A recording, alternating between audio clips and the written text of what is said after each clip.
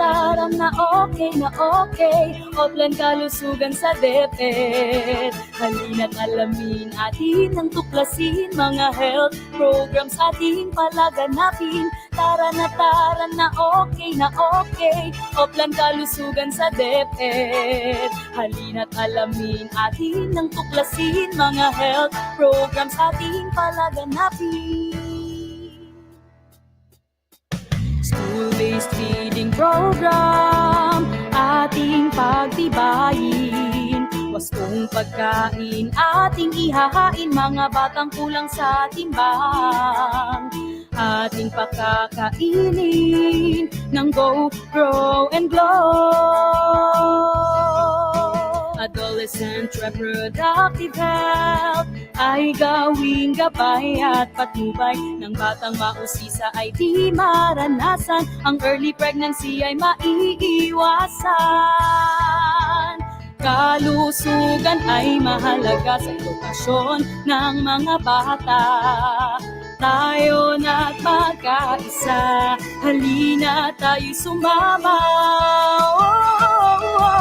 Tara na okay, Oplan kalusugan sa DepEd. Halina't alamin atin ang tuklasin, mga health programs ating palaganapin. Tara na okay, Oplan kalusugan sa DepEd.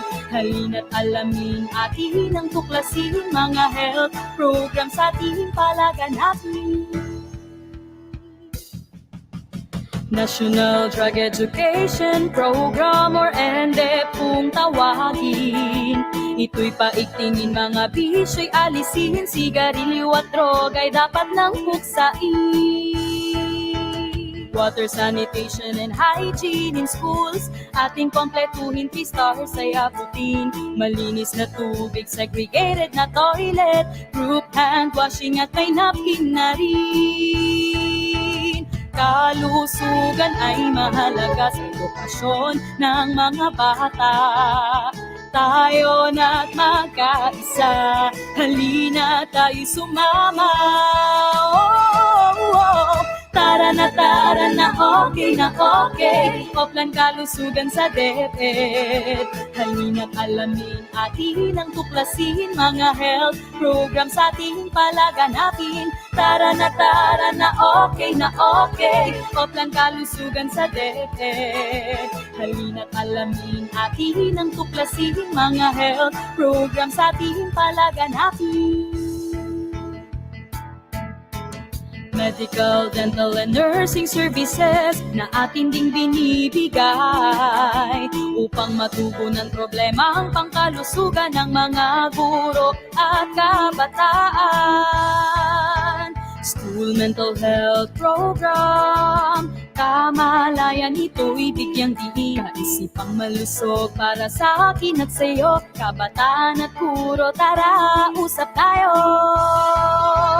Kalusugan ay mahalaga sa edukasyon ng mga bata. Tayo na't magkaisa, halina tayo'y sumama. Tara na okay, Oplan kalusugan sa DepEd. Halina't alamin atin ang tuklasin, mga health programs ating palaganapin. Tara na okay, Oplan kalusugan sa DepEd. Halina't alamin atin ang tuklasin, mga health programs ating palaganapin. Tara na okay, Oplan kalusugan sa DepEd. Halina't alamin atin ang tuklasin, mga health programs ating palaganapin. Okay talaga sa DepEd. Okay talaga sa DepEd.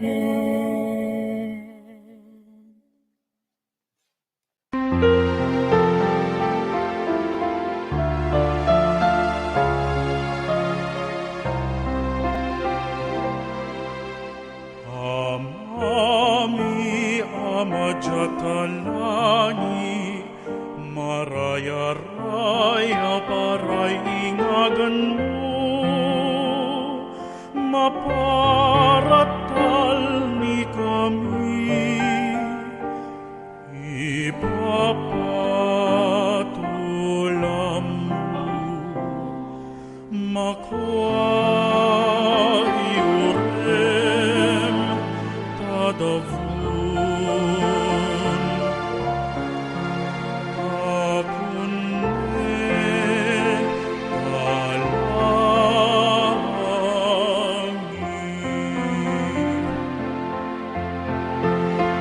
ikanami takagagaw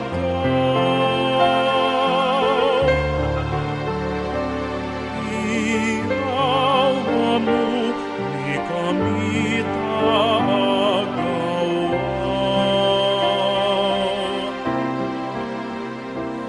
ako manu ikatagarulyan kakunna pamako mami manakatagaruli ni kami Arya kami papasifu kapangakaka palyara kami kadena marakay.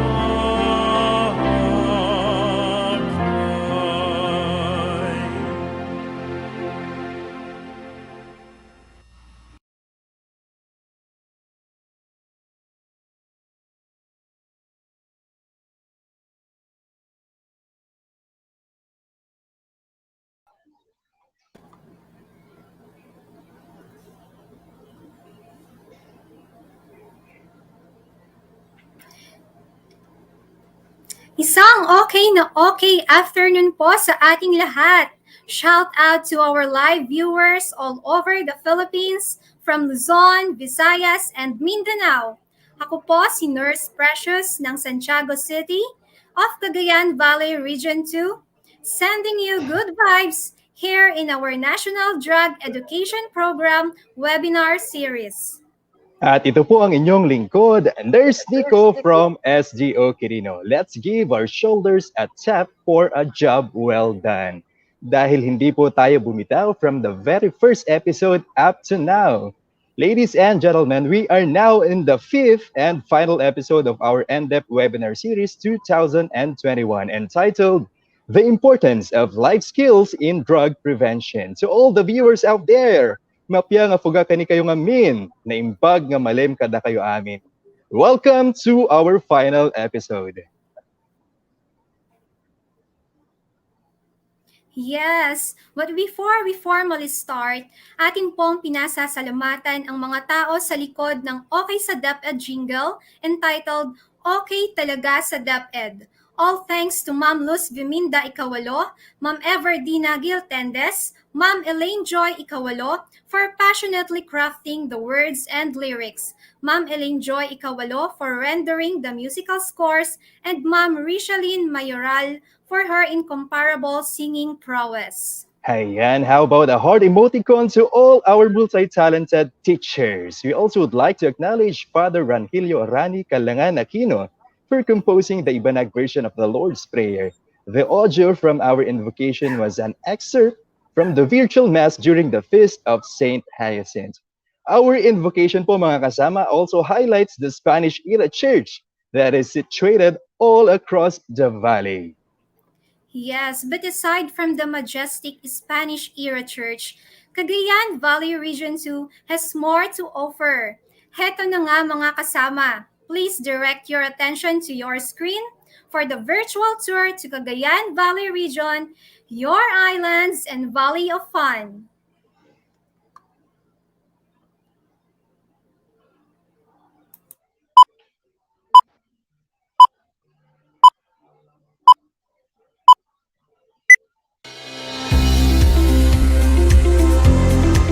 Given its unique geographical location as the region with valley and islands, it is wrapped with all the basic prerequisites for a perfect holiday. Fun in the valley and islands could easily be the catchphrase of the place, as it gives you reasons to explore its islands and its waters. The region has undeniably alluring landscapes, varied from mountain ranges in Sierra Madre, picturesque sand beaches in Santa Ana, limestone caves in Nueva Vizcaya, to tropical rainforests in Isabela. The region has innumerable natural treasures to explore, from the dreamy beaches and crystal waters in Batanes, and ultimate outdoor places in Quirino. And though with perfect destinations for water activities, places that give opportunities to soak up the sun, and areas that give adrenaline rush and extreme adventure.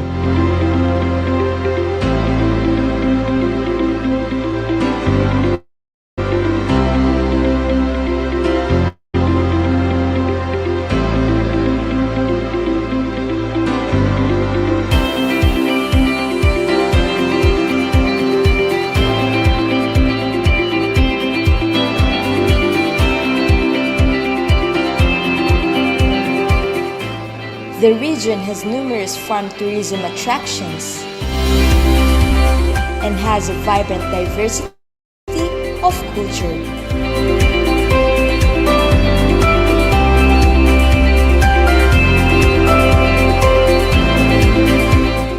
It also offers tasty delectable that you cannot resist, and that can only be found in the region.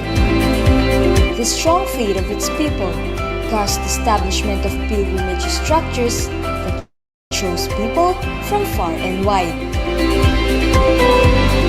It is also a home of internationally recognized universities, making it an Asian education destination.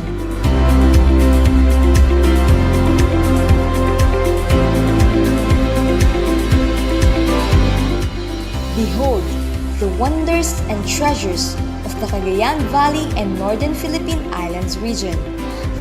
The raw beauty of the many places will definitely mesmerize everybody with its valley and islands of fun.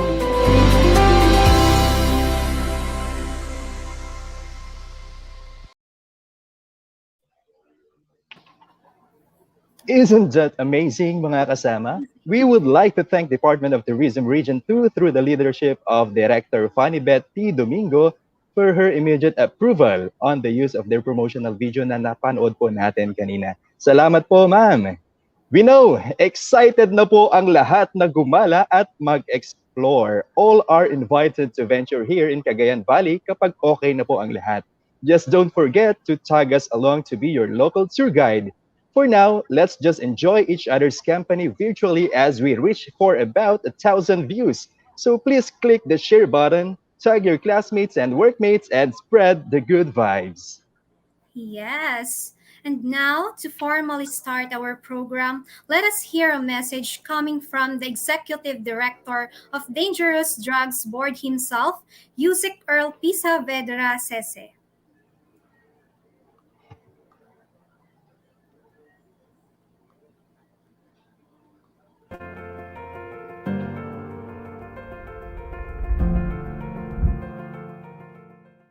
Isang magandang araw po sa lahat. I would like to start with this question. How ready and well aware are we to say no to drugs? Ito ang mahalagang tanong na gusto kong pag-isipan natin sa araw na ito. If we do an introspection or journey within ourselves, there will be important elements which we will discover. Elements like our individual gifts, talents, and even discipline. These important elements can be put into good use, especially in promoting a very important advocacy. Those who promote the anti-drug campaign using various approaches and modalities maximize the use of their talents and skills. Buong puso nilang ginagamit ang kanilang kakayahan at karunungan upang ibahagi ang mahalagang impormasyon ukol sa pagsugpo ng drug addiction. Every day is a learning process for them, and they discover more ideas to strengthen the key messages they promote.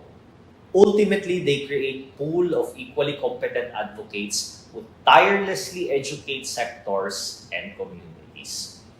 Ito po sana ang hangarin natin kung kaya't patuloy ang pagpapalawig natin ng kampanya kontra droga.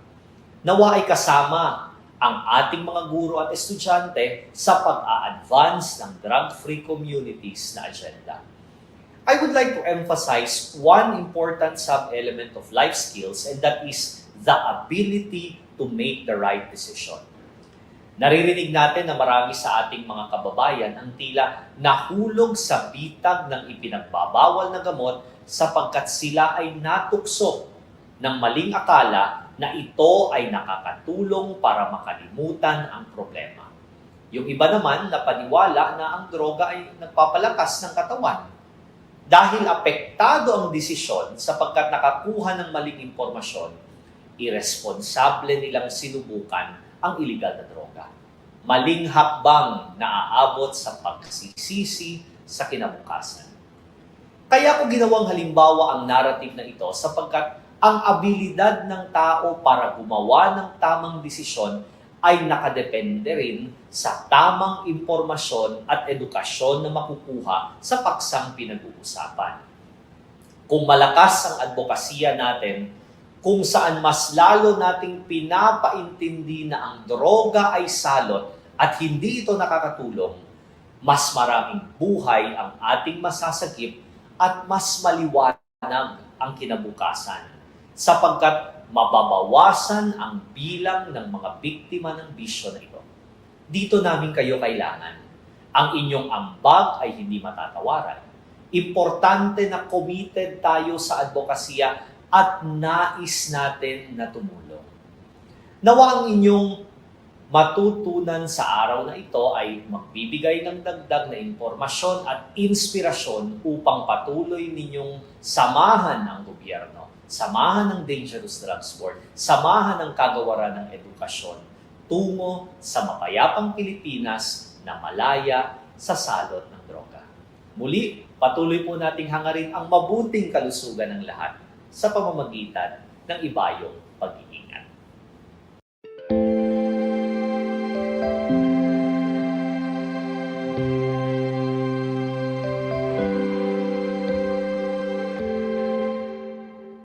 Thank you so much, Yusek Earl, for reminding us once again of our ability to make the right decision and be a change agent in the prevention of substance use and abuse. Okay, dear friends, ladies and gentlemen, for us to have a better understanding of what is in store for the National Drug Education Program, let us listen to the message coming from the Division Chief of the Bureau of Learner Support Services School Health Division, Dr. Maria Corazon C. Dumlao. Magandang hapon po sa ating mga masugid na taga-subaybay sa ating National Drug Education Program webinar series. We are now on our 5th episode, our last for this webinar series this 2021. We would like to thank everyone for staying with us up to this point. Ang recording po ng ating mga webinar ay mananatili sa ating Facebook page at ma-access din sa ating learning management system at maaari ninyong balik-balikan to serve as reference in the future. Last time, we discussed the implementation cycle of prevention interventions, a framework that aims to guide our program managers in every step of their implementation of evidence-based interventions. I hope that you have found that framework helpful in your respective work assignments. Our topic this afternoon will be exciting, especially for our learners. We will talk about the importance of life skills in drug prevention. Alam niyo, marami tayong mga bagay na natututunan sa paaralan, paano magbilang, paano magsulat, paano magbasa. Mahalaga ang mga skills na yan sa ating pang-araw-araw na buhay. Pero may particular na set of skills na mahalaga din nating matutunan para maharap at mapagtagumpayan natin ang iba't ibang hamon ng buhay. Ang mga kasanayang ito ang tinatawag nating life skills. Life skills are abilities for adaptive and positive behavior that enable an individual to deal effectively with the daily challenges of living. In constantly changing environment, having life skills is an essential part of being able to meet the challenges of everyday life. The ongoing stress and uncertainty of COVID-19 pandemic have led to conditions like anxiety and depression, which to some become a risk factor for substance use as a way of coping with stress or emotions related to the pandemic. The development of life skills helps the students to find new ways of thinking, problem solving, and recognize the impact of their actions and teaches them to take responsibility for what they do. Maraming context ang application ng life skills. At ngayong hapon, ang isa sa tinitignan natin ay kung paano ito magagamit sa substance use prevention. Nagpapasalamat tayo sa muling pagbabalik ng ating dynamic at experienced na resource person sa ating webinar series. Not only a national UPC trainer, but also an international speaker and a global trainer on drug demand reduction. And kasama ko siya sa Vienna, Austria during our training on drug demand reduction. A resource person has been an advocate for a drug-free workplace for a long time.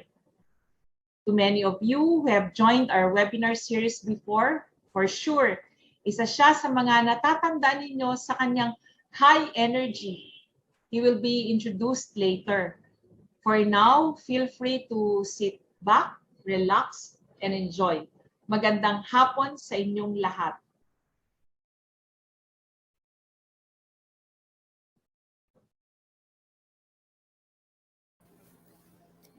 And there, fellow advocates, what can be more inspiring than those words from Doc Dumlao?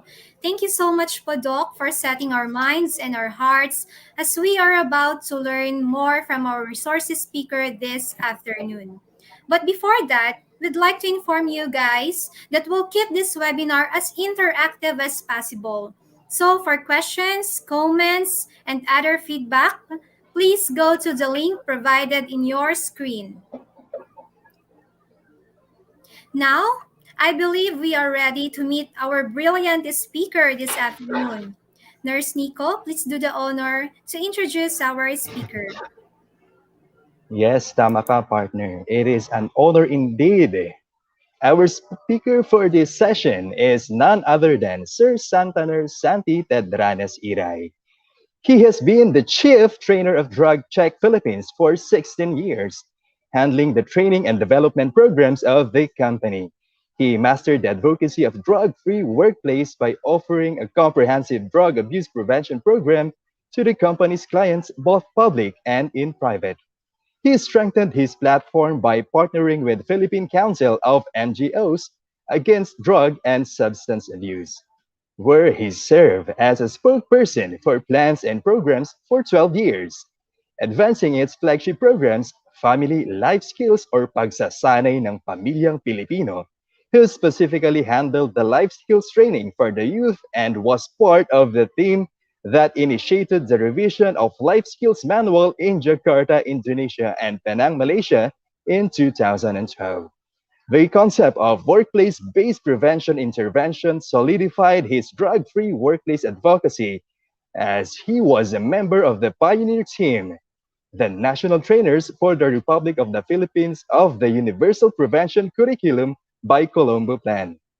His passion for drug prevention has made him a public figure and an in-demand speaker with his animated style in schools, colleges, and universities that paved the way to his guesting on several news and current affairs on free and cable TV, radio, and podcasts. He has also become a product endorser of an ointment brand. He was recently recognized internationally as a pioneer member of the Poll of Global Master Trainers for International Society of Substance Use Prevention and Treatment Professionals, of the United Nations Office on Drugs and Crime at Vienna, Austria.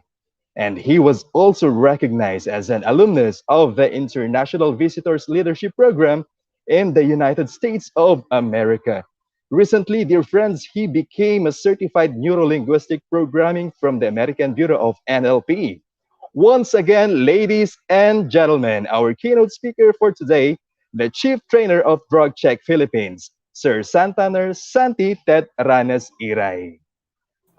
I'm so excited to be doing the final episode of the NDEP webinar series. Maraming salamat po. I hope I'm coming to you very loud and clear and you are seeing me on your monitor. Can Yes. somebody give me the feedback po if you're seeing me on your monitor at the same time if you're hearing me loud and clear? Yes, sir, we are Thank you very hearing much. you loud and Loud and clear. clear. Yes. Thank you very much po. Maraming salamat po sa inyong lahat. And excited po ako na i-discuss ito. At the briefer, sinabi po ni Doc Dumlao kanina yung meaning or definition of life skills. And that's the ability for adaptive and positive behavior. Like we are facing a pandemic. And I would always say this, that the only people who can survive the pandemic are those people who can embrace the change of time, who are flexible, and who are adaptive of the changes that is happening.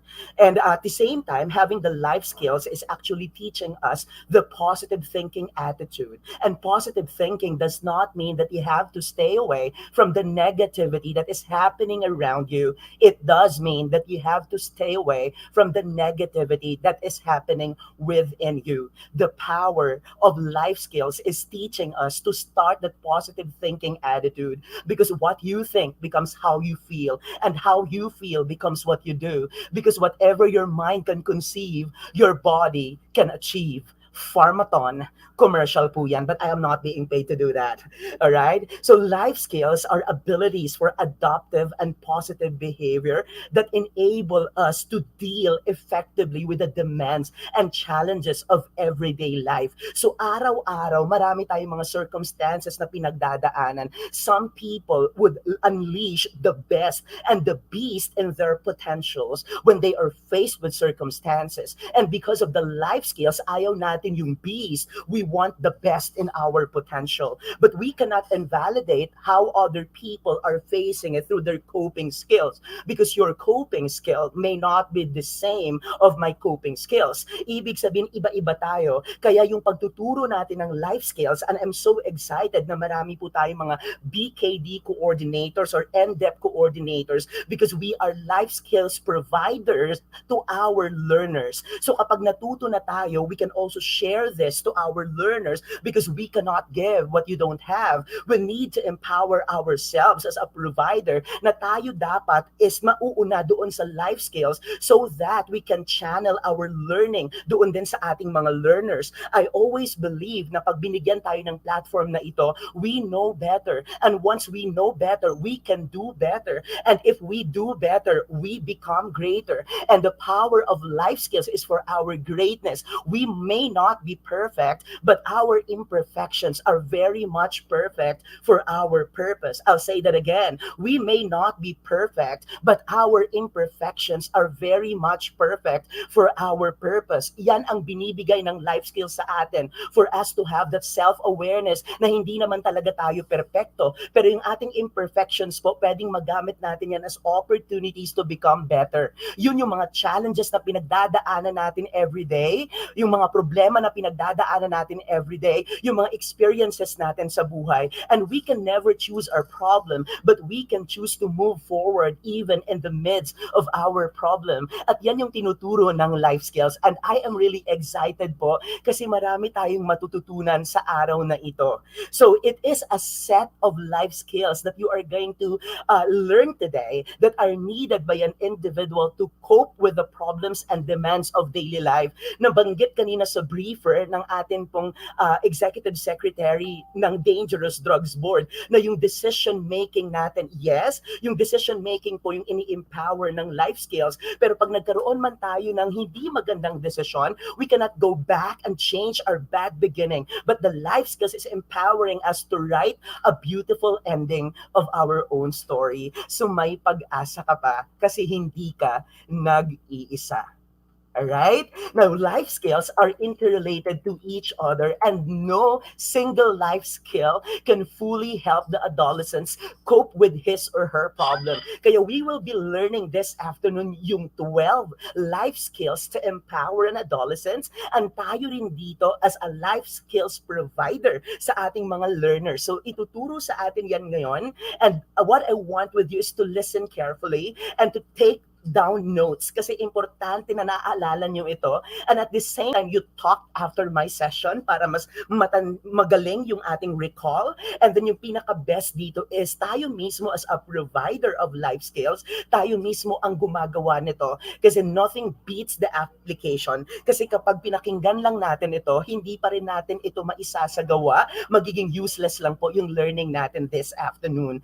Life skills cannot be taught separately from the behavior it wants to evolve or develop. So ibig sabihin po, it's a multifaceted approach. Life skills is a combination of different skills na ituturo natin sa bawat isa para at least if we are confronted with circumstances in our lives, especially the adolescents, ready na silang humarap nito. Kaya kahit wala tayong problema or wala tayong pinagdadaanan, it is good that we are empowered. It is good that we are taught already of the life skills, because the moment the circumstance hit us, we will not be able to reach our rock bottom. So yun yung ginagawa ng life skills, piniprepare talaga tayo para pag meron tayong kailangang desisyonan, may mga bagay na kailangang pag-isipan, mga circumstances na kailangan nating pagdaanan, we are ready and we can tell to ourselves and to our learner, we must be ready and you should be ready. Alright? Now, adolescence po, yung pinaka-parte ng pag-aaral natin is during our high school life. Kaya nga yung kanta ni Sharon Cuneta, if I may sing a portion of which, high school life, oh my high school life, so exciting, kay ganda. Bakit pa graduation ay luluha kang talaga? So yung adolescence natin or yung ating high school life, ito talaga yung pinaka-exciting na point ng ating pag-aaral. Pero ito rin yung pinaka-vulnerable stage ng buhay natin. If I may cite, sa akin lang po ito, no, I divided our life into 3 generations. When we were young, we have enough energy, we have enough time, but we don't have money. Alright, nung bata tayo, napakalakas mo, meaning you have enough energy, you have enough time, pero wala ka namang pera. Pero nung ikaw ay nagtatrabaho na, you have enough energy, you have enough money, but you don't have enough time because you are so preoccupied. Pero when you were in your sunset years, ibig sabihin ng ikaw ay medyo nagkakaedad na, you have enough money, you have enough time, but you don't have enough energy. So etong mga 3 generations natin na dinivide ko po, pinapaalala sa atin that we will definitely have different experiences in life, situations on our daily life, challenges po na iba-iba, yung demands of our daily life. Diba? And yung adolescence na to, that is really a high risk stage. Bakit po? Kasi dito, yung independence of making your own decision without the help of other people. Kasi nga, diba, nagiging awkward na ito. Ayaw mo nang ihatid ka. Diba, dati hinahatid ka ng parents mo pag nasa school. Ngayon, awkward na. Minsan, nagiging awkward ka na when you kiss your parents kasi nga, medyo nagkaka-crush ka na. So, ito yung mga stage na ito that you are really longing for the sense of belongingness, and dahil sa peer preference and peer influence, naaapektuhan po yung initiation ng paggamit ng droga or substances. Like they start from the gateway drugs like smoking, vaping, trying to drink alcohol, and resorting actually to heavy drugs and even illicit drugs such as marijuana and even shabu.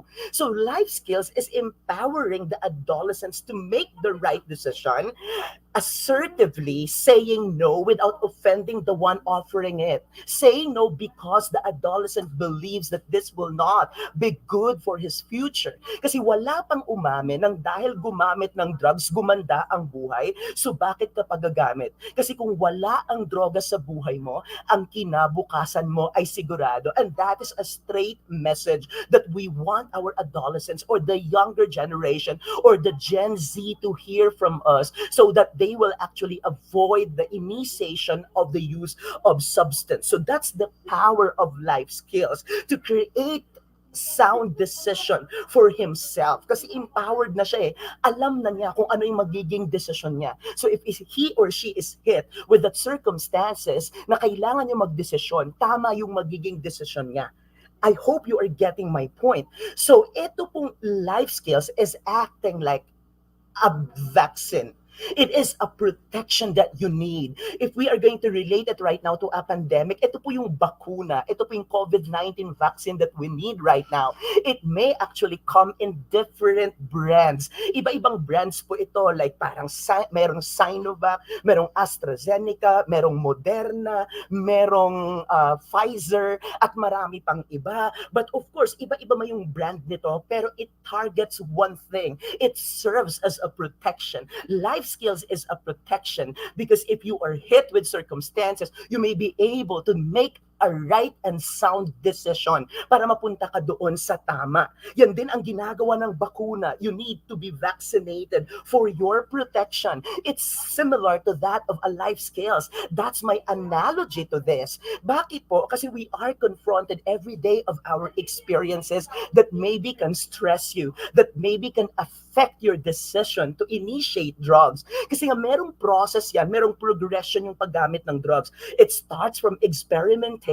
After the experimentation, yung next stage po niyan is occasional use, magiging regular use, and then addiction. We need really to stop the person from initiating to the use of drugs, because a lot of people, they initiated the use of drugs thinking that they can control the use of drugs, but they were wrong. Because as you go along, you're craving for more. Kaya po yung life skills po is empowering the person once again to make the right decision, to say no because his future is bigger than the use of these substances. So napakaklaro po ng ating message that we want to share to all of you na kailangan po stop the initiation, delay the initiation, di ba? Yun talaga ang ating pinupursige. Kaya nagkakaroon tayo ng ganitong klase ng platform para at least mas maintindihan po natin ng malalim ano yung importansya nito doon sa usapin natin tungkol sa substance use.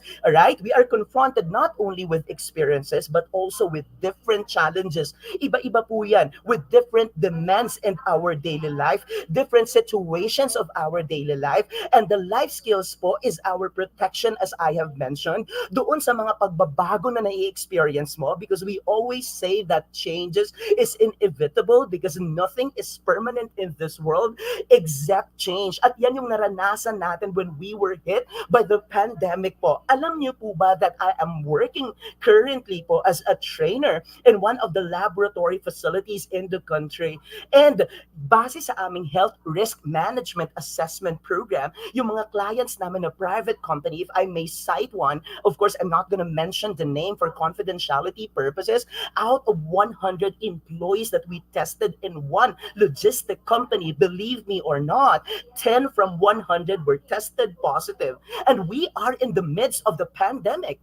Out of 47 LGU barangay workers, 7 from 47 were tested positive. So ito, itinitingnan natin base doon sa aming pag-aaral sa health risk management assessment, nagkaroon ng stress, and we actually interview the human resources. What may be the reason why? And it boils down to one thing: these employees were stressed because of the pandemic, and they try to initiate, and some of them who usually use drugs or substance has had a trigger. Ibig sabihin, nagkaroon ng trigger. So instead of saying no to it because of the trigger, bumalik ulit sila sa paggamit. So ito yung ating binabantayan. Kasi nga, if you don't have the proper learnings on life skills, yung mga experiences mo, yung mga situations mo everyday, yung mga demands mo na nararanasan everyday ng buhay mo, yung mga challenges na nararanasan mo are being cited or called as trigger. And once the triggers are there, and if you are not actually empowered, then the tendency is you will make wrong decision. Lalo na sa pinagdadaanan ng mga adolescents, like say for example, yung mga normal na pinagdadaanan like the physical changes na nagkakaroon ka na ngayon ng pag-iba ng boses, nagkakaroon ngayon ng menstrual period for ladies or for girls, diba? Some of them are stressed and kailangan talaga dito, talagang handang-handa siya nakaharapin yung stress na dala ng physical change, yung stress ng dala ng psychological change, kasi dito bumubuo na sila ng kanilang mga pangarap sa buhay, yung dreams, diba? Dito na unti-unting binubuo kasi when you were younger, you are asked, what do you want to become when you grow old? And dito sa stage na to, when you reach your adolescent stage, dito na unti-unting binubuo yung mga pangarap mo, you are joining competition, and what will happen to you once you actually failed in life? Yan yung mga psychological changes na kailangan talaga nating paghandaan if you failed. And a lot right now, especially the adolescents, base their happiness on the number of likers they have on their social media accounts, which is basically wrong. That's the reason why they fake it, because they believe when their friends will see them that they are having this or eating in this restaurant or traveling to these places, diba? And what they do is yung happiness nila ay nakabase doon sa number of likers nila sa social media, and it is so dangerous. And right now, dapat yung mga adolescents po are being fed with the right information on social media, because that can also be dangerous. So ito yung mga psychological change na nararanasan ng isang adolescent when pagtungtong dito sa stage na ito. Aside from that is yung social change, malaking factor sa initiation ng paggamit ng drugs, yung social change. Bakit po? Because of peer preference, because of peer influence. We don't use the word peer pressure kasi walang taong tinutukan ng baril na kapag hindi magda-drugs, at the end of the day, papatayin siya. Using drugs is a product of your own choice. Ulitin ko lang, using drugs is a product of your own choice. Pero sa mga pag-aaral ngayon, diba, sinasabi nila na hindi na daw ito choice. Pero sa akin po, I still believe that the initiation po ito, initiation, okay? The initiation of the use of drugs is a product of your own choice. And having life skills training, and for us provider, having this is allowing the adolescent to educate his or her choices. Ulitin ko lang po, though initiating drugs is a choice, but they should educate their choices. Kasi lamang ang may alam. At kapag lamang ka, i-share mo yan, huwag ka lang manlalamang. Ayan. So, ibig sabihin, ganun pala yun, Sir Sadi. Yes. So, life skills, yung importance nito, it serves as a protection. It serves as a vaccine. If we compare it to a COVID-19 case, it serves as a vaccine that will protect you from the experiences, from the situations of daily life, from the demands of the daily life, from the challenges that you are confronted every day, para at least makapag-decide ka ng tama and sound para sa sarili mo. So I hope I am clear on this. All right, yung importance of life skills po among adolescents is it enables the adolescents to develop truth-based self-awareness. Kasi importante po na ma-recognize mo. Self-awareness, it's the proper recognition. Kailangan ma-recognize niyo po yung inyong strength and weaknesses. Diba? Yung strength mo ay ma-nourish mo pa para mas maging matibay pa yung decision making mo, and yung weaknesses mo ay malaman mo para alam mo kung saan yung turning point mo, kung saan yung saturation point mo, kung saan yung nagbibigay sa'yo ng negative stress, para at least hindi na siya umabot doon, nagawan mo na agad ng paraan. That is self-awareness. That's the reason why life skills is important. It calls for truth-based Nagiging truth warrior ka ng sarili mo. And if you can remember sa Miss Philippines contest po during their preliminary, tinanong yung mga contestant po kung to whose eyes they believe they are beautiful. And most of the contestants answered that I am beautiful in my own eyes because I know who I am and what I can do. So ito yung tinuturo ng life skills. You don't have to live with the standards of other people. Live with your own standard. Diba? Kasi ikaw mismo ang nakakakilala sa sarili mo. Because if you live with the standards of others, of other people, then you will end up pleasing them. Alright? And doon magpi-fail ka. Kaya yung life skills na to, doon tinuturo yung self-esteem, your worth, your value as a person. You feel that you are being respected, that you are valued. Yan yung tinuturo doon sa self-awareness. Naka-classify mo rin kung ano yung strength mo, yung ano yung kahinaan mo. Yan. At the same time, you use this to your advantage. Yung weaknesses mo ay nagagamit mo siya as a turnaround para magamit as opportunities, diba? Not threats. Ulitan ko lang yung weaknesses mo ay magagamit mo as opportunities, not threats. At yung strength mo ay manurish mo pa para magamit mo ito for a sound and right decision. Hindi lang yan, it also establishes healthy relationship, yung social interactions with others, yung promotion of compassion about others. Kasi hindi lang naman tayo nabubuhay para sa sarili natin. We also live for others. Yung the cause of community pantry, yun talaga yung social interaction. We are very much willing to help the community and others. Kaya yung pinakamaganda, especially ngayong pandemya, is yung ating ability to listen. Kaya nga po we have 2 ears because we need to listen more and speak less. The question is, why do you think you have 2 ears and 1 mouth? Because you need to listen more and speak less. Because when you listen to them, you love them. Kasi diba, pag ginuin mo yung dalawang tenga mo, it forms a heart shape. Kasi sa pakikinig may pag-ibig. Yung life skills is allowing you to listen to people not because you are trying to ready of your rebuttal, because you are trying to listen to them to learn and not to listen to them to argue. Magkaiba yun. So yun yung importansya ng life skills. It's so powerful. And tinuturuan ka rin na magkaroon or mag-create ng responsible decision. And just in case naging wrong decision ito, you are very much willing to be corrected. And that is what you call loving correction. Yeah. Ang galing, no? Yung life skills pala is allowing us to accept correction. Kasi nga, yung loving correction is an opportunity for you. Diba? Para ma-empower ka rin. Kasi diba, life is a never-ending learning process. We are a work in progress. So hindi ibig sabihin nito that adolescents need life skills more than we do. Pero diba, you only stop learning when you are dead. So as long as we live, we continue to learn. And that's how important this life skills training is all about for us life skills provider. Nag-gets nyo po? So tayo mismo, natuturuan din tayo ngayong araw na ito na, oo nga, tama nga si Sir Santi. Kasi pag nagkamali ako ng desisyon ko sa buhay, I am willing to be corrected. I love corrections. And I have to make the right turn after it. Di ba po? Kasi nga, you need to suffer the dosage of your own medicine. Ikaw yung nag-decide nun. Pero yung pinaka-importante niyan is you are aware that you made the wrong decision and you are very much willing and you embrace to be corrected. And in the end, you are very much willing to make the right turn. Perfect. Alright? Second, it allows the adolescents to gain complete understanding of themselves through self-assessment and self-reflection. So every day, kailangan may assessment or we have to assess ourselves kung ano na ba tayo. Kaya importante that we have a moment of silence, sit in silence for at least 10 minutes each day.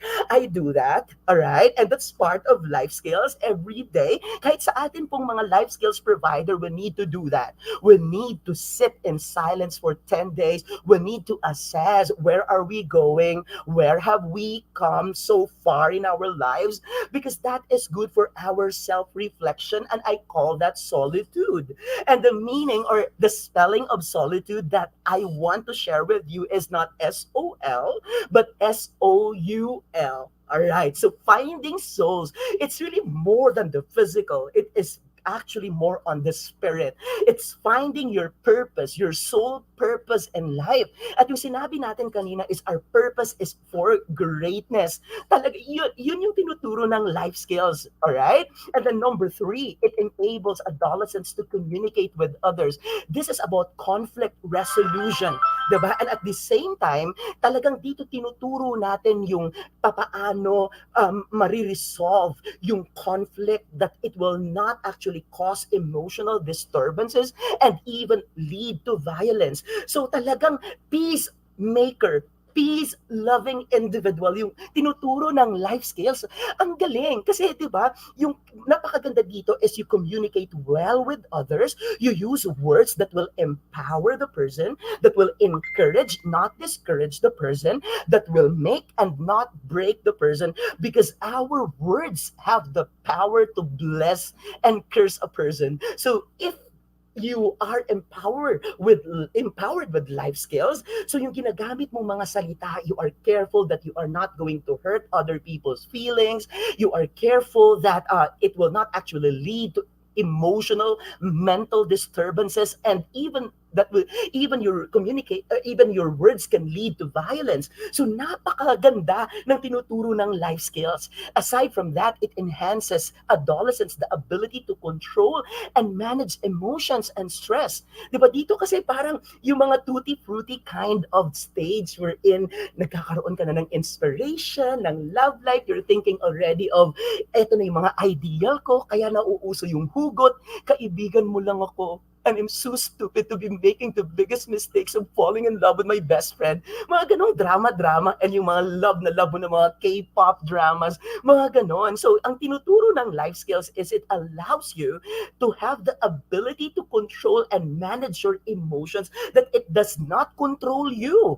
Because you should be the one to control your emotions, not the emotions should be the one to control you. Kaya ito po, iniiwasan natin yung pagkakaroon ng stress. Diba? So dito, pumapasok doon yung stress management skills, the coping skills, the resiliency skills, the adversity quotient. Yun yung tinuturo ng life skills. Kasi nga, pag hindi natin ito na-manage, pag hindi natin na-control yung mga emotions na to, especially with the adolescents, if it will be left unattended and ignored, it will definitely lead to high-risk behavior. At natatakot ako na ito yung pagmulan ng initiation to gateway drugs. So ano yung mga gateway drugs? Like alcohol, like cigarettes, like vape, na nagiging substitute na to smoking. And also, magiging poly user na sila because they mix different drugs with the others, because hindi na sila kontento doon sa binibigay na reward pleasure sa kanilang brain dahil sa isang droga lang. So they mix different drugs with the others, like umiinom ng alak habang nagsashabu para hindi sila malasing, naninigarilyo habang nagmamariwana para hindi sumakit yung ulo nila. So it enhances yung life skills, it enhances your ability to control and manage emotions na hindi ka ma-stress dahil dito. Kasi pag hindi po ito na-attend, pag ito ay na-ignore at pag tumagal, can be a risk factor. Kaya yung life skills po serves as a protective factor. Kaya sobrang ganda ng life skills. Sorry, I'm really biased to this life skills program. One of my favorite topics talaga in substance use prevention. And at the same time, it enables the adolescents to transform their knowledge, attitude, and values into a concrete and constructive actions. It empowers the person or the adolescents to stand and be firm against the pressure of the environment, against the pressure of his or her friends, against the pressure of being accepted. It is against the pressure of being accepted by the society. All right? Especially that it is good, diba? It is a good factor po in the decision making. Kasi nga, it will definitely affect the future of the person in the future. Ayan. So, ang ibig sabihin lang nito, it boils down na ang pinaka-core, alright, nitong life skills na to is for safety and the health of the adolescent. And kahit sa atin, for the safety and health. The reason why we need to be informed about life skills, we need to know about life skills, we need to be trained about life skills, is importante po ito for the health and safety of an individual. And kaya natin ginagawa ito para doon sa health and then sa safety ng individual, especially the adolescents. So we are targeting the kind of model. So may model tayong ginagamit para yung atin pong life skills ay mas lalo pang tumatak. It can be reverberated to our nerves. Mas lalo pa siyang mapagtibay. And we use this 4H model. At ano itong 4H na to, Sir Santi? I am excited. So wag mo na kami masyado pang i-suspense. Alright? I-reveal mo na yan kung ano yung 4H model na yan. So the 4H model po is, of course, 4H, okay? 4 po na letter H po na words, okay? So let's start with the first H, which is health. And we always say this, health is wealth. Pero in my own version po, health is the new wealth. Kasi di ba during a pandemic, sinasabi pa ulit-ulit sa atin that our immune system will definitely fight the virus. Diba? Ibig sabihin, the stronger your immune system is, may panlaban ka. So that's why I believe that health is the new wealth. Alright? Yung pangalawang H po is hands. Yung pangatlong H po is heart. At yung pang-apat po na H ay head. So 4H. Alright? So to target the life skills, kailangan po mag-revolve po siya dito sa 4H, which is composed of health, alright, of hands, of heart, and of head. Dito po sa health, we have the living and the being. Alright? So pag-usapan po natin to. Sir, ano naman yung pinag-discuss mo sa amin about the being and the living, which are all under health? Alright? If we talk about the 4H model, so I'll repeat that. Yung 4H model natin, when we target life skills po, ay health, hands, heart, and then head.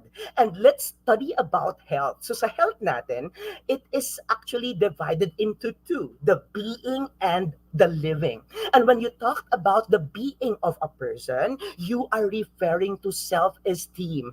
And self-esteem is different than self-confidence. Self-esteem is your self-worth. It's your self-respect.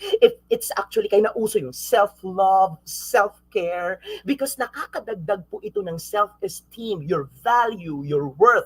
Kasi pag mataas yung self-esteem mo, mataas din yung confidence level mo. Kaya yung mga estudyante po na nabully, bumababa yung kanilang self-esteem to the point that they are finding an alternative for them to be able to get back on their self-esteem, and one of them is the use of substance. Kaya may mga ibang adolescent, when they are puffing po cigarettes, when they are smoking cigarettes po, they feel that they belong to their friends. They feel that they belong to the society. It actually induces their power of confidence, 'di ba? So doon po yan nanggagaling. So kailangan mabantayan. Kailangan mabantayan natin, kailangan magkaroon ng pag-aaral, matrain yung isang adolescents doon sa life skills para at least hindi na niya kailanganin pa yung support ng alak, sigarilyo at droga. Kaya yung campaign na ito ay no to sad, no to smoking, alcohol, and drugs, but yes to happy life. Again, no to smoking, alcohol, and drugs, but yes to happy life. But we say yes to happy life because we believe that life skills will make you happy. Yun lang yun. Alright? So the being of a person, di ba, natataas, napapataas na yung self-esteem. And once your self-esteem is high, your confidence level is also high. Kapag mataas ang value mo sa sarili mo, yung worth mo sa sarili mo, your self-confidence will also be higher. So yun po yung kaniyang result. Kaya pag mataas na yung iyong self-esteem, pag mataas ang iyong confidence level, you can assertively say no to the use of substance. That's the power. Ayan. And Sir Santi, ano naman tong self-responsibility? So lagi nating sinasabi na using substance, initiating substance is a product of your own choice. You have a responsibility to yourself. You have a power to shape your future. And shaping your future means you have to make sound and good decision in life. That is self-responsibility. We kept on mentioning about suffering the dosage of your own medicine. 'Diba? Ikaw yung may responsibilidad sa sarili mo. Alright? So that is self-responsibility when you are trained with life skills. Tinuturo dyan yung well-being mo through having that responsibility to yourself. It also teaches you yung character development, yung character building. Ang ganda lang nito. And it starts from a habit. A habit becomes an act. An act becomes a habit becomes an attitude becomes a character becomes a values, it can become a system as well. At pag nandyan na yan, hindi na yan siya mawawala. Kaya there are people po, 'di ba? There are adolescents na kahit oferan mo pa ng alak, ng sigarilyo, ng droga, they would say no.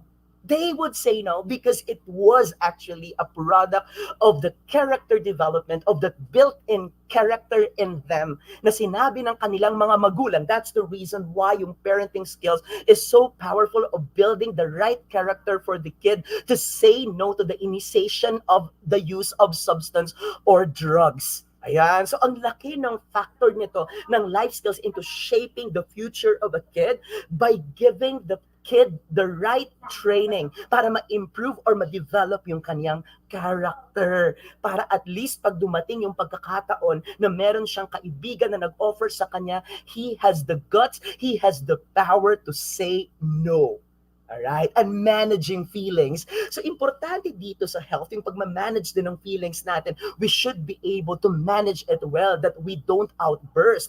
Especially these days, remember ninyo, nag-viral po yung video, if you can still remember the Amalayer, but I would like to congratulate that lady from Amalayer po na nag-viral many years ago. Kung maaalala nyo pa po, sa LRT yun nangyari, and then people have their own story of what happened. Netizens have reactions to it. They have a version of their story na wala naman sila doon. But turning back the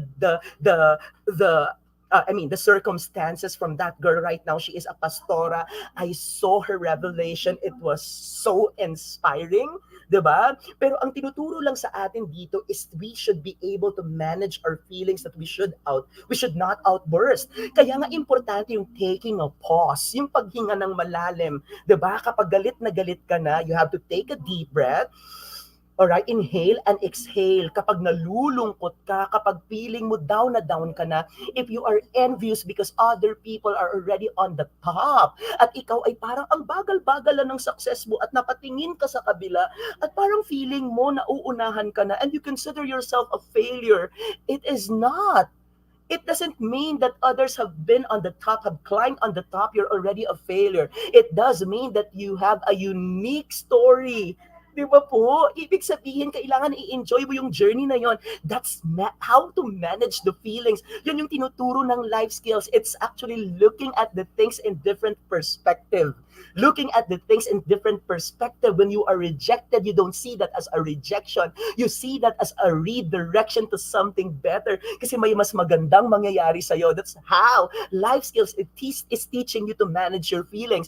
Because a little outburst of your feeling and somebody has taken the video and you are going to become viral in a wrong way.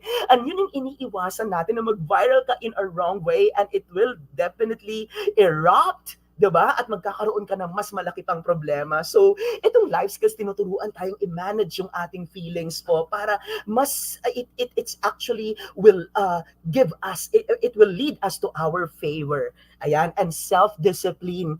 Ito kailangan natin sa mga panahon ngayon. If you can remember, nakalagay sa signboard po sa EDSA, bawal tumawid, nakamamatay. After a year, bago yung signboard, bawal tumawid, may namatay na dito. And after a year, nagbago ulit yung signboard, bawal tumawid, maraming namatay na dito, pero marami pa rin ang tumatawid. Diba? So, ibig sabihin yung discipline, tinuturo sa life skills. Yung kalat mo, itatapon mo. You have to be disciplined in a small way so that you will become disciplined in a bigger perspective. Kagaya yung pag-aayos ng higaan mo, how can you become disciplined in a bigger perspective when you cannot even be disciplined in your bed? Diba? So mga ganun. So tinuturo ito. Yun yung importansya ng life skills. So imagine, di ba, disiplinado ka sa pag-aayos ng iyong higaan. So ibig sabihin, mas magiging disiplinado ka pa sa mga desisyon na gagawin mo sa buhay mo. Yan yung self-discipline. Yan yung turo ng life skills if we talk about health and the being of a person. Ayan. Alright? So, living naman tayo of a person, dito tinuturo yung healthy lifestyle choices. Dito yung lifestyle choices mo like you fruitify your breakfast, you vegify your lunch, you organify your dinner, you start from there. You eat healthy, 'di ba? You exercise regularly, 'di ba? Yun yung tinuturo, yung healthy lifestyle choices, 'di ba? I don't know kung sino dito yung nagkakape, pero dati di ka naman nagkakape. Nakita mo yung kaibigan mo nagkape na inggit ka, you tried 1 cup. And then nagustuhan ng katawan mo yung epekto ng kape sa'yo. And then after 1 cup of coffee, naging 2, naging 3, naging 4, naging 5, until such time that you're already addicted to drinking coffee. Kaya ang dami mo ng caffeine intake. Diba? And you'd rather drink coffee but not eat your breakfast, and you cannot eat your breakfast without coffee. Kaya tinuturo sa atin dito sa life skills na to yung healthy lifestyle choices and saying no to smoking, alcohol, and drugs, and saying yes to a happy life. And aside from that, yung stress management, yung coping skills, yung ability natin to soar above the storm, ang galing, soaring above the storm, yung ability natin to look at the stressful circumstances in a different perspective. Like in my case, I love stress. I just don't know with you, but I love stress because I believe life without stress is boring, and a boring life is also stressful. Kaya pag nakaka-stress yung boss mo, nakaka-stress yung kasama mo, sabihin mo ka sa kanya, salamat sa nakaka-stress mong pagmumukha. Because it brings out the best in your potential. That's how I see stress. I'm seeing stress in a different perspective. So instead of having that negativity and the stress, I see that as an opportunity to better myself. Yan na yung naituro sa akin ng life skills. And I hope one day you can also say the same. But I'm not rushing you because iba-iba naman tayo and I cannot invalidate you. I can only listen to you. Pero at the point of my life right now, I see stress as love. I see stress as loving it because life without stress is boring, and a boring life is also stressful. That's how I manage it. Managing stress is not the absence of stress. It is actually teaching your mind and body how to cope with the different stressors that you encounter. And yung disease prevention, we always believe that prevention is better than cure. I was asked a lot of times, tinatanong talaga ako, if prevention and substance use is working, how come that according to the National Survey of the Dangerous Drugs Board, there are still 1.67 million drug users today? And I answered, if we do not do prevention, maybe the 1.67 million is not the number. It can be higher than that. And it is evidence-based to say that prevention really works for substance use. Di ba po? Because we always say this, prevention is better than cure, and prevention is the most effective way, cost-effective way of fighting drug use. Ayan. Alright? And of course, yung personal safety. At the end of the day, sinasabi ko kanina, yung purpose natin is of course, unang-una, for our health and for our safety. Yung our priority, lagi nating naririnig, your safety is our priority. Through life skills, your safety is our priority. Alright? And hence naman kasi, I am just given 1 hour, pero parang aabot yata ako ng 3 hours. Just stay there and enjoy. Alright? Hence naman tayo. So, eto namang hence natin, yung una dito is giving, yung community service volunteering, the act of volunteerism. Like tayo, I'm sorry to say this, pero tayo, we always ask, what is it for me? What can I get from it? Kaya yung volunteering, hindi siya ganun ka-popular in our country. Kasi nga, lagi nating iniisip, anong makukuha ko dyan, anong mahihita ko dyan. Pag wala naman, iniiwanan mo lang ng ganyan. I personally can say that yung volunteerism in the country is the most rewarding job of all because you are not being paid. It's free. Diba? Abonado ka pa. Pero once yung volunteerism attitude talaga mangibabaw sa atin, then this country will be a better country to live. Kaya importante yung spirit of volunteerism of not asking po what can I get from it, but asking what can I contribute to the society? Because that is where leadership will also happen. And leadership, if you can remember po, yung South African na Miss Universe, she was asked, diba, what can you teach the young generation today? And Miss South Africa answered, I think yung pinakamagandang ituro sa mga kabataan ngayon is leadership, because this is something that will lack the world today, not just in our country, but the world. And yung leadership should start from yourself. You need to empower your potentials. You need to cement your opportunities. Sa'yo dapat manggagaling yan. Pag pinanganak kang mahirap, hindi mo kasalanan. Hindi ka pwedeng, di ba, mamili ng magulang mo. Pero kapag namatay kang mahirap, I think somewhere along the way, aside from the lack of opportunities, meron na sigurong pagkakamali yun kasi hindi ka gumawa ng magandang bagay para mabago ang kwento ng buhay mo. Alright? And that leadership is also teaching us how to become a responsible citizen. Diba? Ang ganda. I have to be honest with you guys that I was offered to work in other countries, but I chose to work in my own country kasi dapat ang makinabang ng talent ko ay ang kapwa ko Pilipino kagaya niyo. I am not saying that those people who went to other countries po are not as the same passionate as I am. Maybe they have their own reasons, but I'm just speaking in my own circumstance po that I was offered to work in other countries but I chose to work in my own country kasi dapat yung makinabang ng talent ko ay ang kapwa ko Pilipino, and that's giving, because giving is actually a show of caring to the people in need.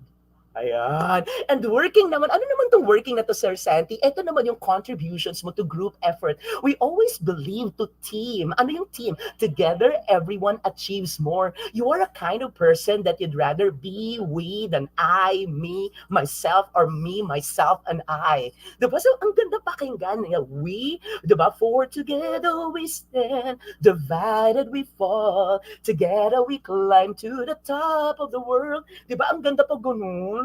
Di ba, nasama-sama tayo, and marketable skills.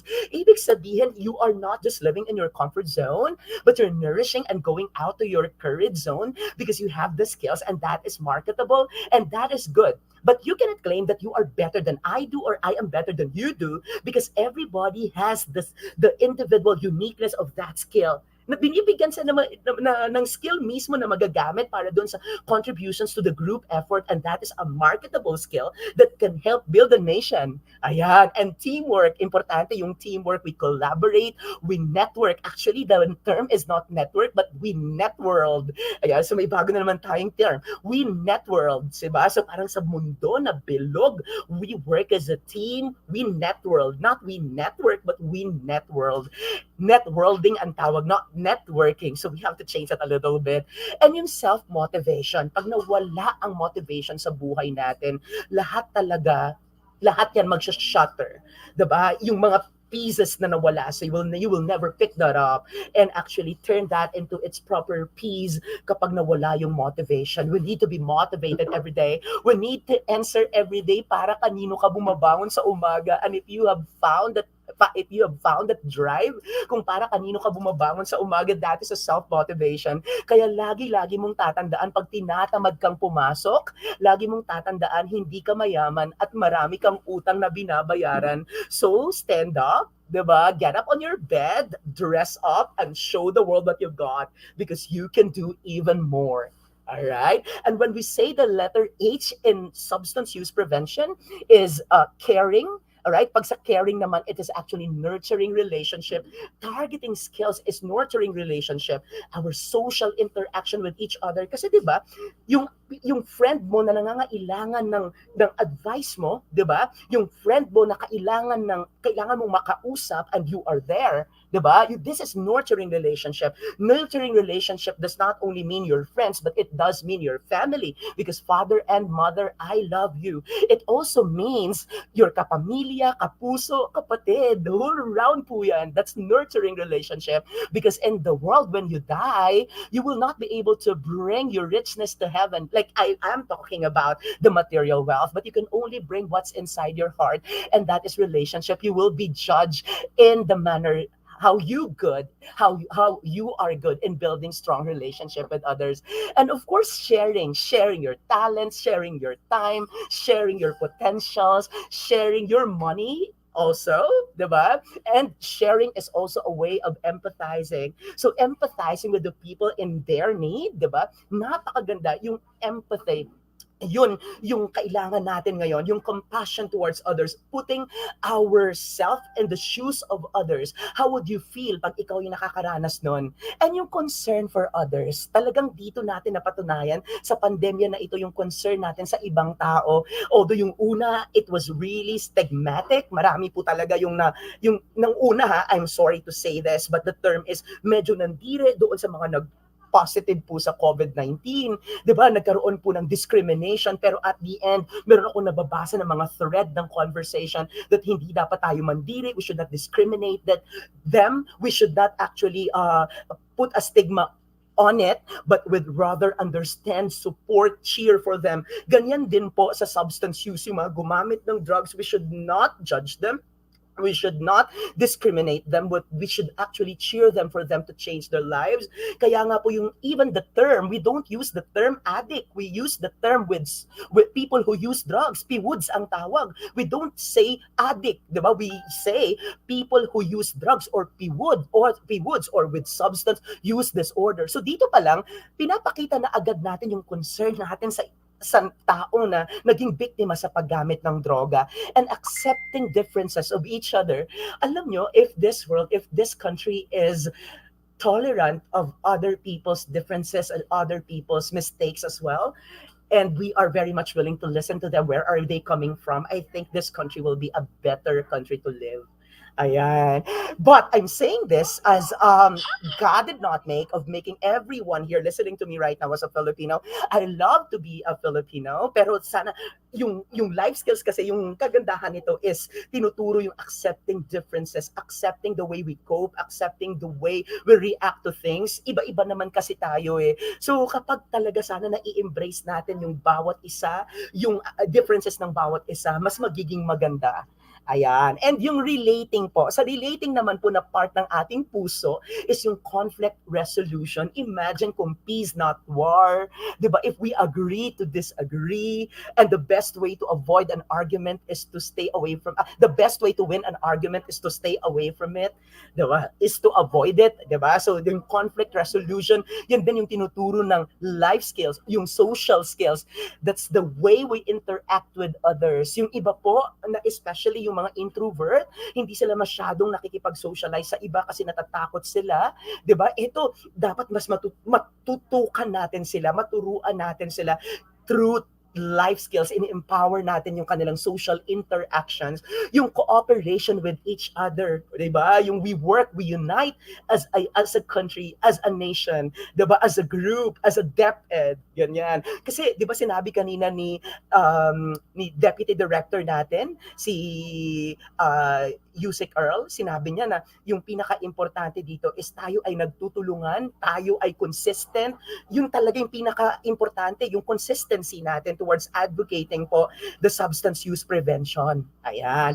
And yung head, yung managing natin, yung resiliency, yung adversity quotient, tayong mga Pinoy, lagi tayong nasasabihan na ano pa ba yung hindi natin kakayanin as a nation, as a citizen, kung lahat tayo ay binahana, pero makikita mo yung mga bata, nakasayaw pa rin, di ba? Ang saya-saya pa rin nila, even doon sa ating miserable or sa ating miserable condition, we still manage to smile, di ba? Nakikita natin yan, and that is a good sign na tinuturo din sa atin ng life skills, 'di ba? Yung managing, yung pagiging resilient natin. Keeping records is also good for the archives, doon sa ating mga gathering of evidence. So importante rin ito, wise use of resources. Doon naman sa financial resources, human resources, paano natin sila nagagamit, yung potential ng ating human resources, paano natin na i-delegate yung mga kailangan nilang gawin. And at the same time, yung planning and organizing, how can we do it? Of course, through planning, for us to have a systematic approach, kailangan planado, kailangan it is well organized.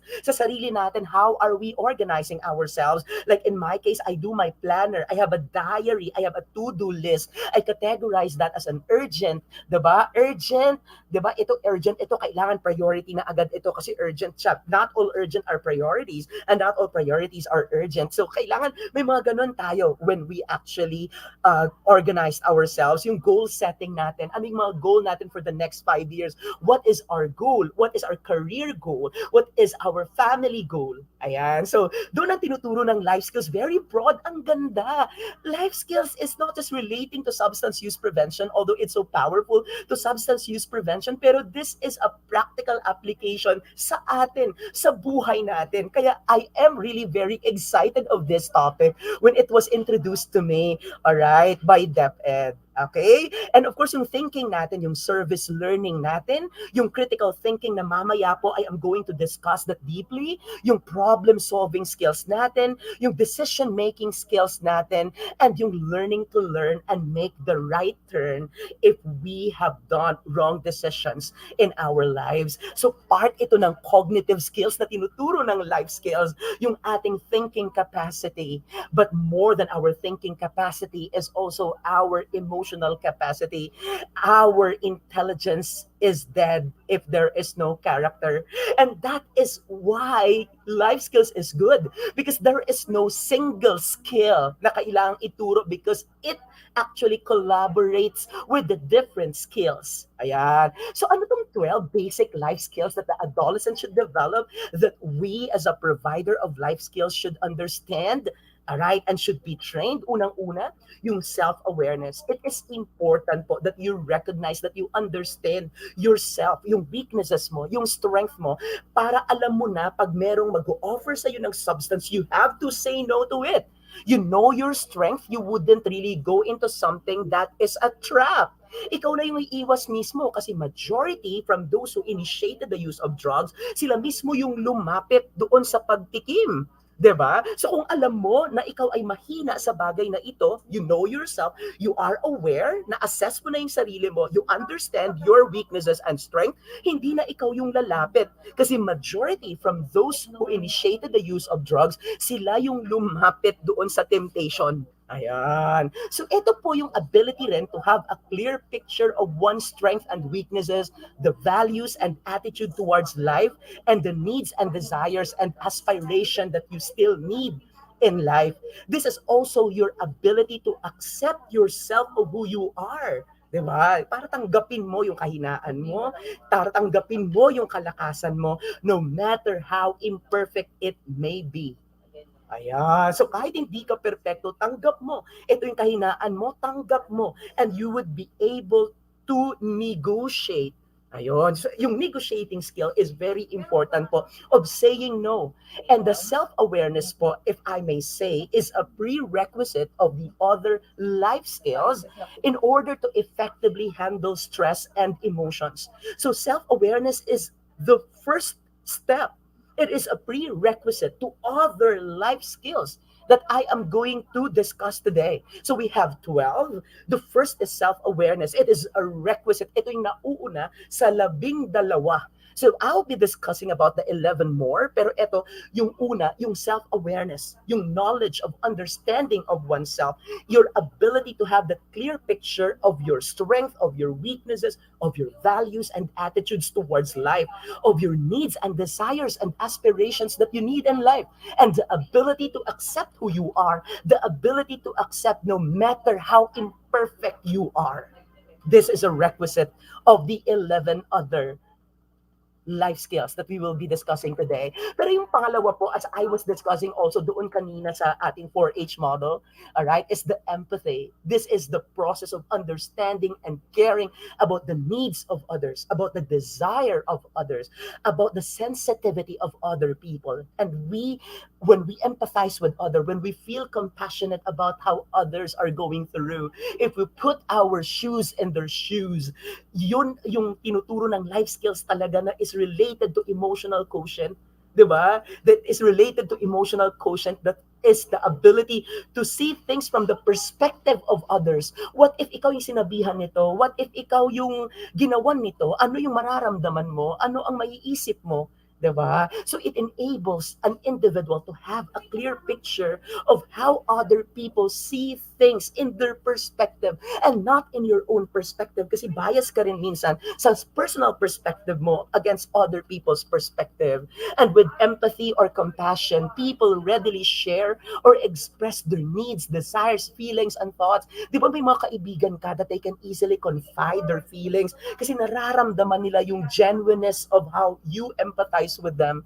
At pag naramdaman ito ng ibang tao, mas madali yung loob, palagay yung loob nila sa'yo na mag-share, that even their deep secrets ay nagiging MMK na at nasasabi nila sa'yo. Like, I think in our workplaces, meron ka talaga mga kaibigan na go-to person mo na talagang nasasabihan mo kung ano yung may nangyayari sa'yo, yung development ng love life mo. You share stories of victories, yung mga little victories you share with that person. Diba? So doon yun kasi naramdaman niya that during that, yung empathy mo, naramdaman niya yung totoo, yung genuineness, yung pagkatao mo. Diba? Yun yung pinaka-tinuturo ng life skills din.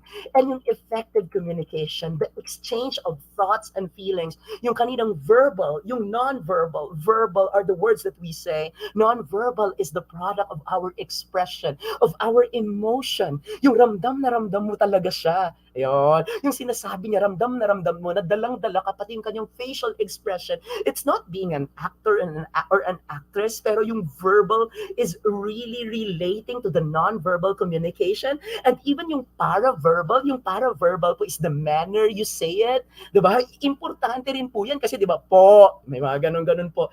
So, diba? Po ang ginamit, pero the manner he says it or she says it, nag-iba, yung tone niya, yung tonality is also different and it means different as well. So it entails openness and readiness to share one's ideas. As I've mentioned earlier, you listen not to argue, but you listen to understand and learn from the person. So you break the barrier that the person feels. You break the fear that the person feels. You break the fear that he or the fear of being judged. Diba? Talagang binabasag mo yon na kapag nag-share ka, hindi ka ma-judge, hindi ka mahusgahan. Kaya ito talaga, para doon sa mga PWODs sa person who use drugs, kaya hindi sila nakakapag-confide. Kaya walang person who use drugs po na umami na talagang gumagamit sila. They are in the denial. Ask me why? Because of the stigma attached to it. Diba? Because of the discrimination attached to it. So they fear. And that not only about the substance use, but also the mental health issue. People are afraid to share it to other people because they're afraid na i-chismis ito, that that na ma-judge sila, na sila ay may pinagdadaanan na ganito. So kaya hindi sila nakakapag-share. So ito parte rin yung effective communication, the channeling, papaano mo makukuha din yung loob nila. Nandun din yan sa communication feedback eh. And effective communication is essential to building healthy interpersonal relationship. Yung interpersonal is the social interaction relationship. It allows people to know the thoughts and feelings of others, consequently to understand and be understood. Much as you wanted to be much as you wanted to be understood, yung ibang mga tao din, gusto din nilang maunawaan ka para mas maintindihan ka rin nila. So, ito po yung ito po ang pinakamaganda po kasi yung effective communication, it allows, diba, the people to know the thoughts, the feelings, kung anong nararamdaman mo genuinely, diba, para at least like say for example, yung assertive way of saying no if somebody offers you to try, alam mo, alcohol or cigarettes, di ba? So talaga na i-channel mo effectively kung ano yung gusto mong message na iparating sa kanya without hurting the feelings of that person. That's effective communication. Effective communication po is the exchange of thoughts and feelings for both verbal, the words that you use, the non-verbal, meaning the expression and the manner you say it, or paraverbal way.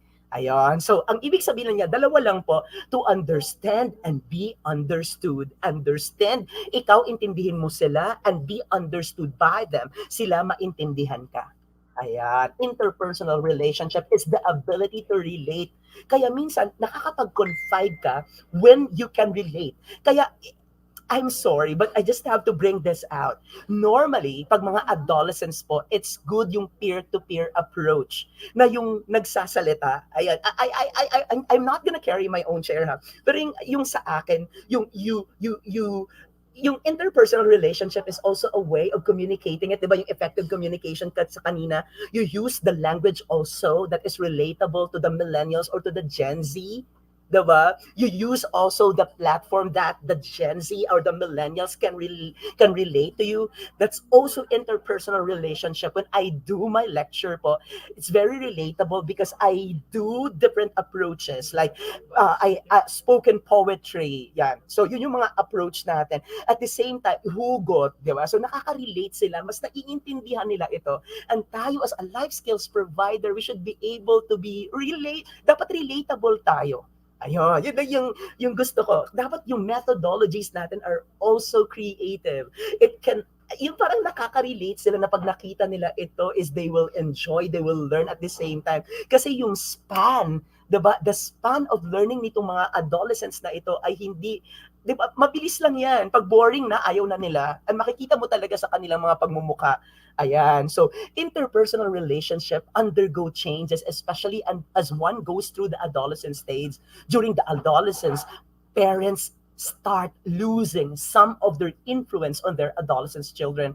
Kasi nga, yung barkada na lagi ang nakakasama, awkward na kapag kinikis ng mama, ganun. So, this is where the friends become powerful, that parents is losing their influence to their children. Ayan, dito sa adolescent stage na ito. Kaya talagang ang ganda kasi yung life skills na ituturo sa atin ano ba yung mga approach natin? Ano ba yung strategy natin? And Sir Santi is telling you right now that we should also change our strategy when we communicate with them, the way we relate to them.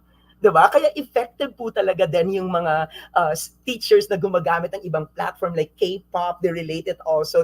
Yung building of relationship na nakaka-relate din yung teacher dun sa mga kwento-kwento minsan ng mga estudyante about K-pop, of SB19, of K-drama. I've heard about stories na yung parents hindi siya makarelate at first sa pinapanood ng anak niya na K-drama. I think this is summer in Mindanao when I did also substance use prevention. And then it ends up na yung nanay na, yung naging addicted sa K-drama dahil sa pagsabay niya sa anak niyang manood nito. But it's some kind of good kasi para at least naiintindihan niya rin where her child is coming from. Yeah. So tayo din as life skills provider, we should be very innovative in our approach. Ability to manage emotions. Ito din yung part ng life skills talaga na naituturo, alright, doon sa adolescents or sa atin. Usually, yung negative emotions that may be brought about by a failed relationship or a friction with a parent. Kaya nga po, yung mga risk factor like yung single parent, dysfunctional homes, ito yung mga risk factor At once the risk factor is higher than the protective factor, then the initiation of drugs is also higher. High risk po sila But once the protective factor is higher than the risk factor, hindi po yan titikim. So kahit po doon sa mga absentee parent, pero napapangalagaan pa rin natin, we have provided pa rin in terms of emotions, natuturuan pa rin natin sila, that we explain it to them why we have to work abroad. Diba? Bakit nangyari ito? Para pag mas naintindihan nila, diba? Doon na nila, they have the ability to manage the emotions just in case they feel that they needed a father figure, a mother figure as the case may be. Diba? Ganun. So na-manage na nila ito. Super ganda nitong life skills training. Alright, this is the ability of an individual to rise above the confusion brought about by emotions and feelings kasi dito na nagsa-start yung pumapasok na sila into relationship at kapag hindi naging okay yung relationship, nandoon na pumapasok na ayoko nang magmahal pero 'di ba sabi nga ng Jollibee, huwag mong susukuan ang pag-ibig. Ayon. So doon ma-manage ng tama yung kanilang feelings kasi lagi kong sinasabi that they have to invest first in themselves kasi pag okay na sila, their career is okay, they're okay in terms of physical, emotional, mental, love life will chase after them, not them chasing after their love lives kasi hindi sila pang option, pang best choice sila. And if you're listening to me right now, ma'am and sir, hindi ka pang option, pang best choice ka. So this is also for you. All right? So it is the ability to maintain self-control and rationality despite the psychological problem caused by emotional changes and stress. And as adolescents begin to relate with people other than their family, they become more vulnerable to emotional stress because of the social pressure, because of the pressure of the social media, because of the pressure of some friends, because of the pressure of their plans, of their goals, of the what they want in life, and of course of their family. So eto po, kailangan talaga yung life skills na ito para just in case they will be hit with these situations in life, they should be able to manage it well. All right, when this happens po, I want to teach po our life skills provider. Okay, pwede nating sabihin sa kanila, do not blow things out of proportion. All right, kasi minsan masyado nilang siniseryoso yung mga bagay-bagay. So pwede natin silang advise na do not blow things out of proportion. Kailangan makita nila yung silver lining, what it happens that way. Kailangan mas mag-guide natin sila, mas maipaliwanag natin sila, maituro natin sila. If our provider can cite some experiences that had happened to them, it is powerful. Mas okay po kasi yun eh. Diba? That experiential learning coming from the provider of life skills. And pwede natin i-advise na try not to go over your emotional problem time and again in your mind. Huwag paulit-ulit. Diba pag tayo ay nakakarinig ng jokes, 'di ba? Pag paulit-ulit na natin itong naririnig, nawawala na yung ating pagkatawa or yung ating nawawala na yung humor nito. 'Di ba? Ganun din naman yung hurt, 'di ba? Pag paulit-ulit na ito, 'di ba? So dapat nagdi-diminish na dito yung sakit. And lagi nating ipapaunawa that the hardest part of pain is it is demanded to be felt. Ayan, the hardest part of pain is it is demanded to be felt. But your purpose is not to become broken-hearted for the rest of your life. Your purpose is to finish strong. Ayan. Pwede rin nating sabihin na try to be reasonable to yourself. Do not be hard to yourself. Learn to accept that bad feelings are occasionally unavoidable. Kaya yung tanong po ni Boy Abunda nag-viral po sa Binibining Pilipinas. Kung maalala niyo pa po, few months ago, ang tanong ni Boy Abunda, when is it okay not to be okay? And when is it not okay not to be okay? And we need to process it, especially para sa mga adolescents. It is always okay not to be okay. But there should be an expiration because once it prolonged, diba, that is the time that it is not okay not to be okay. When you did your thing, diba, when you did your best, diba, at hindi ka pa rin okay, despite dun sa nagawa mo, that is the time that it is not okay not to be okay. Again, all right, allow me to address this. It is always okay not to be okay, but there should be an expiration. Okay? Yes, relax. Use your deep breath. When you inhale all the blessings in the world. Laging ituro natin yan. Pag nag-inhale ka mo kayo, you have to inhale all the blessings in the world. When you exhale all the negative things. So when you inhale all the negative, inhale all the positive things. When you exhale, kailangan ibuga mo talaga yun. Hindi po ako makasigaw ng malakas kasi I'm in the office. Ayan. So, dapat malakas po yan. And you should shout out to the universe. Huwag mong isa-shout yan sa kasama mo rin sa bahay o sa bata. Kaya pag sinagawan mo yung bata, nag-a-answer siya ulit sa'yo eh. Kasi nga, pinasa mo yung negative energy sa kanya. Pag nag-aaway kayong mag-asawa at nagsisigawan kayo, it ends up na magsigawan kayo because you are transferring the same energy of anger. Kaya papasa-pasa yan. Kaya pag ikaw ay nagre-release, kailangan mag-release ka sa universe because the universe will transform that into a positive energy. Ayan. And then learn, all right, assess how grief, loss, and anger make you feel and which events trigger those feelings so you can prepare for this. So, importante po na ano ba yung nagpapastress sa'yo para if the time comes before it becomes a negative kind of stress, ma-address na siya properly. So, you assess how you grieve, diba? Kapag ikaw ay nawalan, especially yung ating mga COVID-19 family members na, COVID-19 po, mga family members na nawalan, diba? Dahil sa COVID-19, diba? Mahirap yun sa kanila. Yung mga ngayon nakaranas po ng pagkamatay ng kaibigan, kapatid, kakilala, mahal sa buhay, diba? So, kailangan din natin itong matutunan. Iga-guide natin sila. Sometimes, you don't need to say a word. You just have to be there. Their presence, yun yung biggest learning your presence talaga. Kasi your presence is giving your time, and when you give your time, it's like giving something that you do not get back. So that is so powerful because you're giving a portion of your life when you give your time to others. Exercise. Importante yung exercise, yung aerobic activity. Go to Zumba. It does not mean that we are locked down. You have to be idle na wala kang gagawin. Kasi kapag ikaw ay nag-exercise, when you go to the gym, when you hit po the bakal, it lowers your level of stress chemicals and allow you to cope better with negative emotions. So nakakatulong siya. And of course, let go of the past. Your past does not define who you are of your present because your present must be bigger than your past mistakes. So do not dwell on the past. All right? Do not either worry about your future because your future is a mystery nobody knows. Just enjoy the present moment because the present is a gift. That's why it's called present. And sinasabi nila, let go and let God. Allow me to change that. Not let go and let God. Let God and keep going. Yan na po yung bago ngayon. Alitan natin na not let go and let God and keep going. Ayan. So providing you new ideas. An ability to cope with stress. Yeah, the ability to shorten the length of time when encounters any demand, like the force or the pressure or the strain. Kasi ang ibig sabihin ng stress is when the pressure is bigger than or greater than a resource. Ibig sabihin po, the stress happens when the pressure is greater than a resource. And stress is a combination of stressor and stress response. So pag sinabi mong stressor, that is a condition that you are in. And the stress response is kapag ikaw na sumasakit ang ulo, hindi na makatulog sa gabi.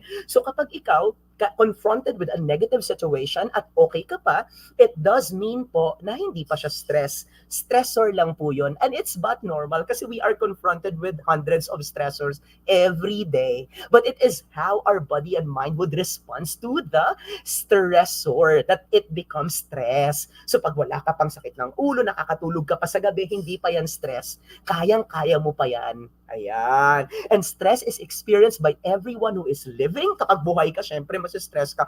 Working and breathing. And I just want to reiterate this. You are breathing right now while other people are grasping for their breath through the use of oxygen because they are intubated. How lucky you are. How blessed you are. That's the right term. How blessed you are. So this is the ability to cope with stress. And ito rin tinuturo natin sa mga young people or sa mga adolescents when they cope. Halimbawa, the pressure because of their friends, of the social, diba, of what the society is telling them. Itong pinakamaganda para at least hindi na sila mag-resort into vices. And then kayang-kaya na nilang i-manage kapag sila po ay na-confront nito. So ano yung mga stress ng mga adolescents? Of course, I have a strategy. So acronym po ito. So adolescents are exposed to various stressors. And of course, I'm going to name the stress as an acronym. Ano yung mga stressors sa kanila? Yung schoolwork and demands. My goodness, the shift actually from the face-to-face approach of doing it through modular to to virtual, 'di ba? Yung online class, 'di ba? Tapos mahina pa yung virtual, mahina pa yung connectivity mo or your bandwidth. So talagang it's really eating them. So ito yung sa mga kabataan, also for teachers. Imagine you need to print a lot of modules, 'di ba? Imagine you have also to shift from the face-to-face that you usually do into an online, 'di ba? At hindi mo alam kung sila ba ay nakikinig talaga sa iyo o hindi. O talagang are they preoccupied while listening to you? You don't know. So ito rin yung schoolwork and demands and of course the shift of the kind of platform. Yung mga threats sa kanila, especially bullying at school, bullying online, bullying through social media. Kaya I also teach yung internet space, diba? And so how to be a responsible social media user and of course yung internet space, how to properly use it as well. And of course yung relationships nila kasi yung mga adolescents nandito na sa stage ng kanilang tutti-frutti kind of mga, diba? Nagkakaroon na sila ng crushes. Hindi lang crushes but they also want to think about how to be in a relationship, mga ganon-ganon na. And not only relationships na romantic, but also yung family relationship, yung environment na kanilang ginagalawan, including yung kanilang, the choice of their friends, yung kanilang schedule, alright, yung kanilang klase, and the stigma or the acceptability, diba? Yung social you wanted to be you wanted to be accepted pero you are not accepted. So kaya naghahanap ka ng mga kaibigan na to the point na tatanggap sa and this is really very threatening kasi baka mamaya yung mahanap mong kaibigan are those, I am not saying na ganun na talaga sila, but yung bad influence is, if I may use that term, 'di ba? So ito yung mga stress na adolescents are confronted every day. So it is important that adolescents learn how to respond through the life skills. Na tayo din po ang nagbibigay sa kanila. We are the provider, but there are simple ways. All right? They should aim. This is an acronym once again para matandaan niyo. So kanina, yung stress, all right? Ano-ano yon? Yung schoolwork, threats, relationship, environment, schedule, and stigma. And there are simple ways they should aim to rise above the stressful situation, such as, unang-una po, we have to assess current stressor. Alright? I-assess natin yung current stressors. Kaya yung AIM AIM. So that is an acronym. A, assess current stressors. Ask them to generate a list of situation. Tayo na to. I'm talking to us as a life skills provider. So ask them to generate a list of situations or people that is causing stress in their life. Like halimbawa, yung school assignments, yung platform na ginagamit natin through online, yung troublesome friends, the bullying them on social media, yung overlapping schedule if there is, yung halimbawa possessive girlfriend or boyfriend, and being overweight also yung physical characteristics nila. Ito ba yung mga stressors nila na nararanasan ngayon? You have to ask them, assess it. Kasi nga ba yung aim natin? And then identify coping styles. Let them ponder on how they cope. 'Di ba, with the stressful situation kanina, 'di ba binigay na natin tong mga stress na to, and we have to aim in assess na natin yung current stressor. We have to let them identify ano yung kanilang mga coping styles. How do they deal with the load of school assignments? How do they deal kapag buffering yung kanilang internet connectivity? 'Di ba? At ngayon, how do they deal na hindi sila napapalabas sa labas because they were locked down for many long months or even year? 'Di ba? What music do they listen to? 'Di ba? Do they procrastinate? Ano yung mga unhealthy type of lifestyle na ginagawa nila? And then modify the behavior. So assess, identify the coping styles, and then we modify it, we change it. Okay? Modifying, we change it. Be aware of your physiological and emotional reaction to stress. Recognize what you can change. 'Di ba? Ano ba yung pwede kong baguhin dito? Halimbawa, yung overeating, can I change that? Smoking, can I change that? Irritability to other people, can I change that one? Ba yung mabilis akong mairita? Or yung pagiging outburst kind of attitude, kahit paano ko ba ito mababago? So yun yung aim natin, assess, identify the coping styles, and then modify the behavior. So yun yung atin as, of course, a life skills provider. And then we utilize healthy coping styles, meeting with friends. This is the peer-to-peer approach, reading, travel, leisure, diba? Taking a shower, and other things na makakatulong sa atin in corporate healthy coping styles into your options. So practice healthy coping styles even though wala ka namang nararamdaman or nararanasan na intense stress at the present moment. With this, mapiprepare ka po just in case time will come that you have to encounter yung mga stress na yan para hindi ka ma-overwhelm at ready ka na. Kasi di ba yung ating tinuturo dito is you are ready to soar higher than the storm. Perfect. All right. Number 7 is creative thinking is the ability to see beyond the actual and direct experiences and to think beyond the traditional or conventional. Ito yung you are at your comfort zone but you get into your current zone. Diba? But you have to make sure that you don't go into your crazy zone. With creative thinking, you are thinking outside of the box. Diba? Ang galing, no? Thinking outside of the box.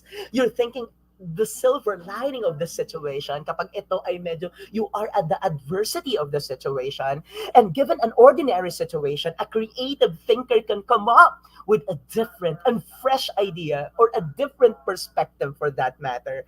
And napakaganda nito kasi iba, may mga kabataan talaga ngayon, iba din yung kanilang way to cope. Iba yung kanilang kabataan ngayon are listening into music. That's their way of coping. Some are into yoga. Some are into image exercise. Some are into having pets. Some are into talking to nature. Mga ganon. Some are into traveling. Doon nila na ilalabas yung kanilang mga negative energies, and it's good. That's their way. And talagang thinking outside of the box of how can they help themselves also.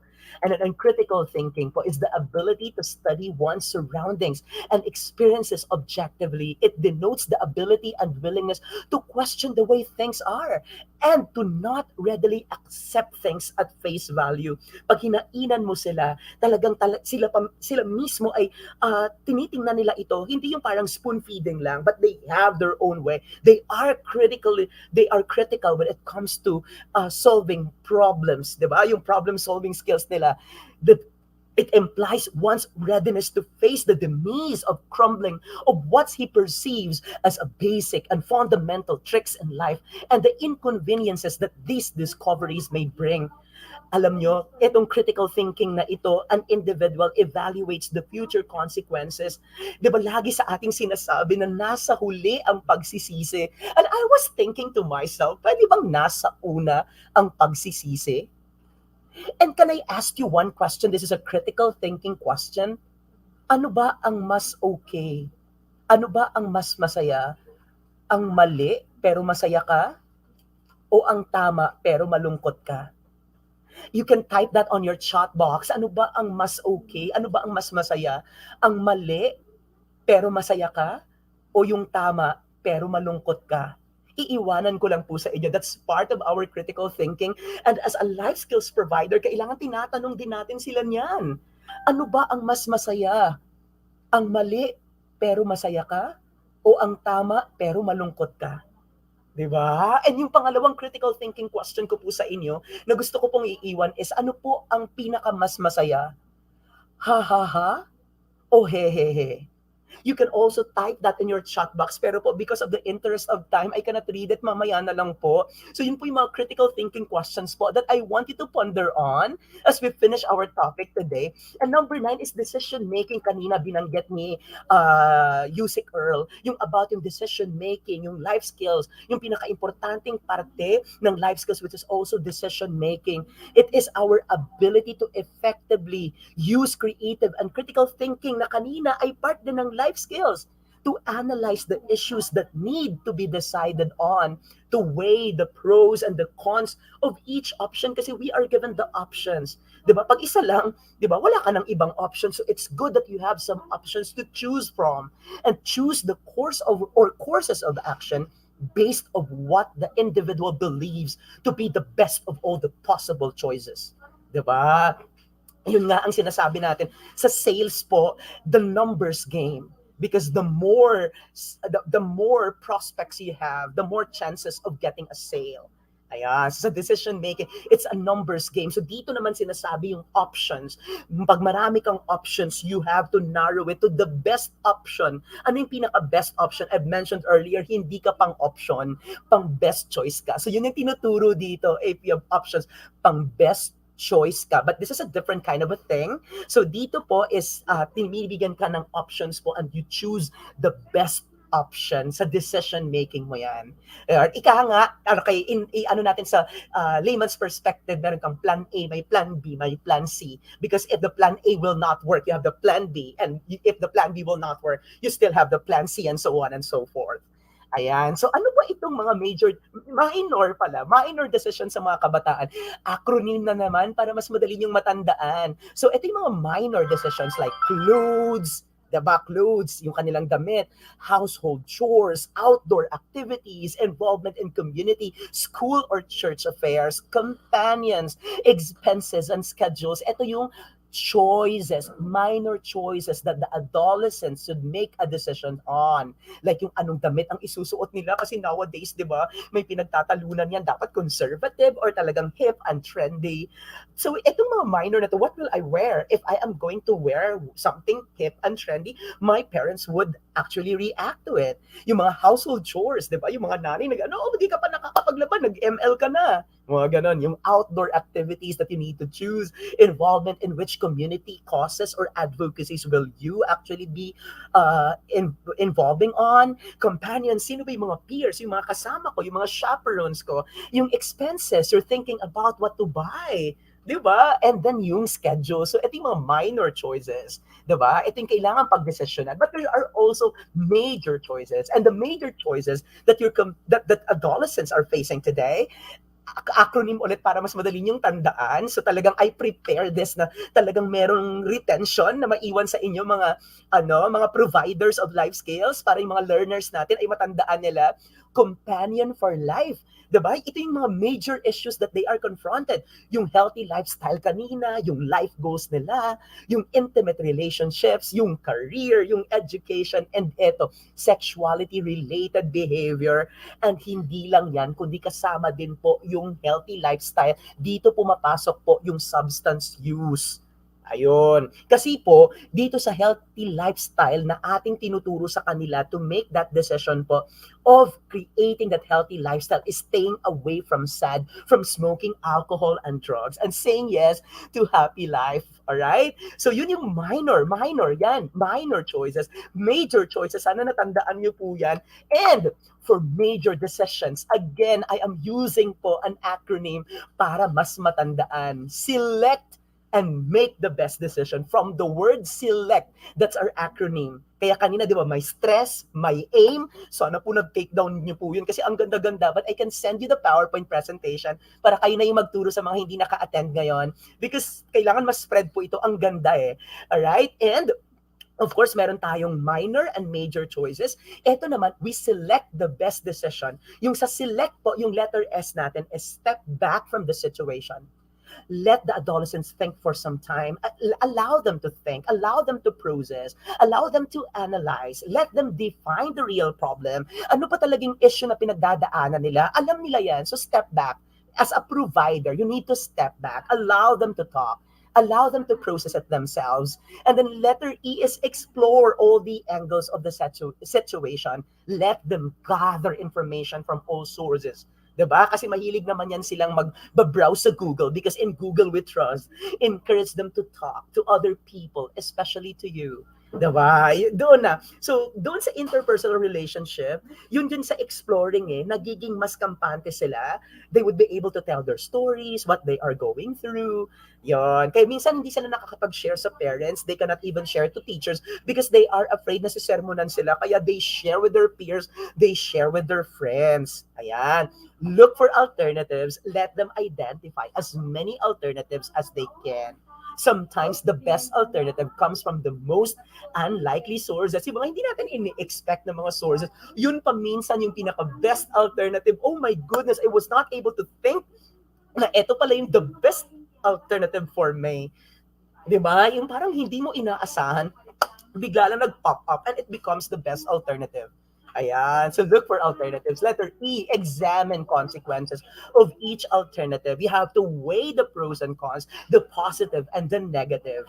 And you have to weigh carefully. You have to study carefully what best, what will help you best and what will not help you. All right. So you can think of ways to minimize counter or negative counteractive situations, yung mga negative consequences, okay? And optimize po the positive ones. So examine natin po kung ano yung magiging disadvantages, yung consequences of each alternative and choose. Let them decide the best alternative, the one with the most positive result. Hindi ikaw ang magde-decide para sa kanila. Sila ang magde-decide para sa sarili nila.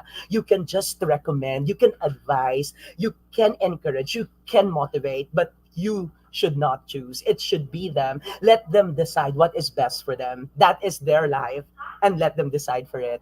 And take action. Teach them to take action and responsibility. Let them outline a plan. Dapat may action din sila, and they have to implement their decision. There should They should include things or activities to counteract negative consequences. Kailangan alam na nila yan. Negotiate the decision. Diba? If you're seeing it na hindi to magiging okay sa kanila, you suggest, you advise, you negotiate also para at least baka mabago nila ito, diba? Baka mapag-isipan nila, and also let them own their decision and face the consequences. I've been telling you this a lot of times. Let them suffer the dozens of their own medicine. They should be able to embrace correction. They should be love correction. And at the end, they should be able to take the right way, to turn into the right way. Ayan. When your adolescents make a bad decision, lagi niyong i-emphasize sa kanila, again, eto na naman yung ating acronym, di ba? May mga bagay, if they are consumed by the negative feelings, it will actually make them feel down. And yung down na ito, they will feel devastated, they will feel rejected. And I've mentioned that a lot of times, diba? Rejection is not rejection at all. It is redirecting you to something better. They will feel outcasted na nag-iisa na lang sila. Kaya kailangan nating bantayan ito. Kasi initiating of drugs and when they feel that they are outcasted, na wala silang ibang malapitan or masandalan, kundi yung droga, kundi yung bisyo. Because even their family let them feel alone. Even their friends already abandoned them. Even their significant others have abandoned or torn their back against them. And wallow in self-pity. Naaawa sila sa kanilang mga sarili. They feel miserable and blame themselves of their bad judgment. Mali ako. I am nothing. I made the wrong decision and wala nang mangyayari sa buhay ko. And of course, negative about life and other people. They become antagonistic and hostile. So dahil sa kanilang naranasan, dahil sa pagkakaroon ng self-pity, yung kanilang tingin sa buhay ay nagiging negative and it makes them down. So kailangan po, they have to rise, and they have to soar, diba? Soar above the storm. Yun tayo mga life skills provider. They should raise, lagi natin, not rise, but raise. They should raise themselves, and that is also an acronym. Raising, diba? Or raise themselves from the pit they have fallen into. Review their decision. Let them find out what went wrong. Let them look for lessons or moral of the story, the learning opportunities they learn from their decision. When you review it, accept the consequences. They have to swallow the bitter pill that goes with the wrong choice. Diba? It will help them if they have anticipated these negative consequences. Kaya nga, diba, para dun sa mga gumamit ng drugs, kapag denial sila, mahirap talaga itong masolusyonan. Yung treatment and rehabilitation is not good if they have not accepted to themselves na sila ay nagkamali. Kapag denial sila, mas magiging matagal po yung process of healing. Pero kapag natanggap nila ito and they are very much willing to swallow the bitter pill out from it, from their decision, then nagiging okay ito, nagiging successful po yung rehabilitation process. No relapse is happening. So talagang tuloy-tuloy yung pagbabago. Increase resolve to do better in the future. Tell them not to commit the same mistake. Tinanong din po yan doon sa Miss Philippines po during the pre-finals. Ang tanong, would you advise a young person or adolescent to commit the same mistakes? Diba? And marami pong nagsabi doon na not the same mistakes, but mistakes, diba? Because you will learn from it, but tell them not to commit the same mistake, diba? Yun naman yung pinaka-importante doon sa race, diba? RAISE and S, share experiences with others, encourage them to unload their feelings, do not be afraid to share the weaknesses that you have, the wrong decisions, the outcome of the wrong decisions, because sometimes your brokenness might be a healer to somebody else's brokenness. I'll say that again kasi ang ganda. Your brokenness may become a healer to someone else's brokenness. Oy. Ay. Alright? And encourage them to look forward to the future. Lagi nating tatandaan yung kanta, there's a rainbow after the rain. Diba? So yun, lagi nating tatandaan yan. Ibig sabihin, there is light after the end of the tunnel. Encourage them to look forward to the future. The future is brighter than what they think it is. Ayan. And number 10, problem solving, the ability to develop solutions for internal or interpersonal problems and conflicts. An adolescent with problem solving skills is capable of having a complete picture of the problems, analyzing the root causes of the problems, anong pinag-ugatan nito, all right? And at the same time, coming up with an objective assessment, diba, of pertinent issues and concerns, problem solving skills, the ability to develop that solution. Diba? So, ibig sabihin, solution-driven siya, not problem-driven. Kasi pag problem-driven and looking at the problem, pero kapag solution-driven ka, talagang you're looking at the solution. You are not whining of the problem, but you are looking at the solution. And especially nowadays, adolescents should know that they should not Facebook their problem, but rather they should face their problem. Again, they should not Facebook their problem, but they should face their problem. Lagi natin ituturo sa kanila yan, ha? And negotiating skills. Negotiating skills can help your adolescents manage a lot of different life situations in school, diba? And then teachers then at work, if they are working, and in their personal relationship. Negotiating skills. Ang ganda nito kasi mahinahon ka lang, hindi kayong laging aggressive agad. 'Di ba, yung approach mo is laging pasigaw agad. Yung you are on a fighting mode always, but if you know if you have the negotiating skills, lagi kang mahinahon, laging you want to settle things in a good tone, laging pacified ka, lagi kang kalmado. And I think yun yung isang pinakamagandang natutunan ko dito sa life skills. Kasi I always, di ba, alam nyo naman, kilala nyo naman ako, when I talk, hyper talaga ako. And my boss, the VP of our company, doon sa, lagi kasi kami ina-assess every year. And the VP of my company told me na, you should develop your negotiating skills, Santi. Kasi doon ka magiging pacified, magiging relaxed, magiging kalmado. And yun, I think, talaga yung kailangan ko. If there's one thing I want to admit with you na kahinaan ko is the negotiating skills. And this is what I've learned from the life skills. And yun yung tumatak sa akin na sinabi ng boss ko. Kaya sabi ko, kailangan matutunan ko yung negotiating skills. Para if I know how to negotiate, mas relax ka, mas kampante ka, mas kalmado ka. And ito rin yung magandang bagay na dapat matutunan natin sa mga life skills provider when people are not, di ba? Pag meron tayong mga programs sa ating school, parang hindi sila ganun ka-participative, but it's okay, still negotiate pa rin. This is a good one, listen to this. Huwag tayong panghinaan ng loob that nobody is listening to us. I started also the same as you, all of you listening to me, na wala namang nakikinig, pero kailangan go and go lang talaga. Alright? And in the end, marami rin makikinig sa'yo. Like what's happening po sa career ko. So I think it's really negotiating skills. Just listen to this. Di ba? Libre naman to. Wala namang mawawala sa'yo. And more people right now are listening to me because I negotiated it well of encouraging them to listen to me kasi may matututunan sila. Ayan. Skills in negotiation can help your adolescents to handle serious concerns with their peers, partners, or areas like in cases of premarital sex, sexual violence, dating practices, and sexuality, and even lifestyle choices. So nakakatulong to. Yung negotiation na ito, yung skills na ito in negotiation can help our adolescent and even as a provider po. It provides a fair solution. It makes you feel good about yourself and increases actually the respect that others have for you. Ayan. Okay. Sige, moving on. So dito sa negotiating, I've learned about bargaining. So ang atin pong acronym is bargain. So bargain po is letter B po is building rapport and points of agreements. Kailangan makuha mo muna talaga yung yung loob niya. So building rapport actually, sometimes I do mirroring.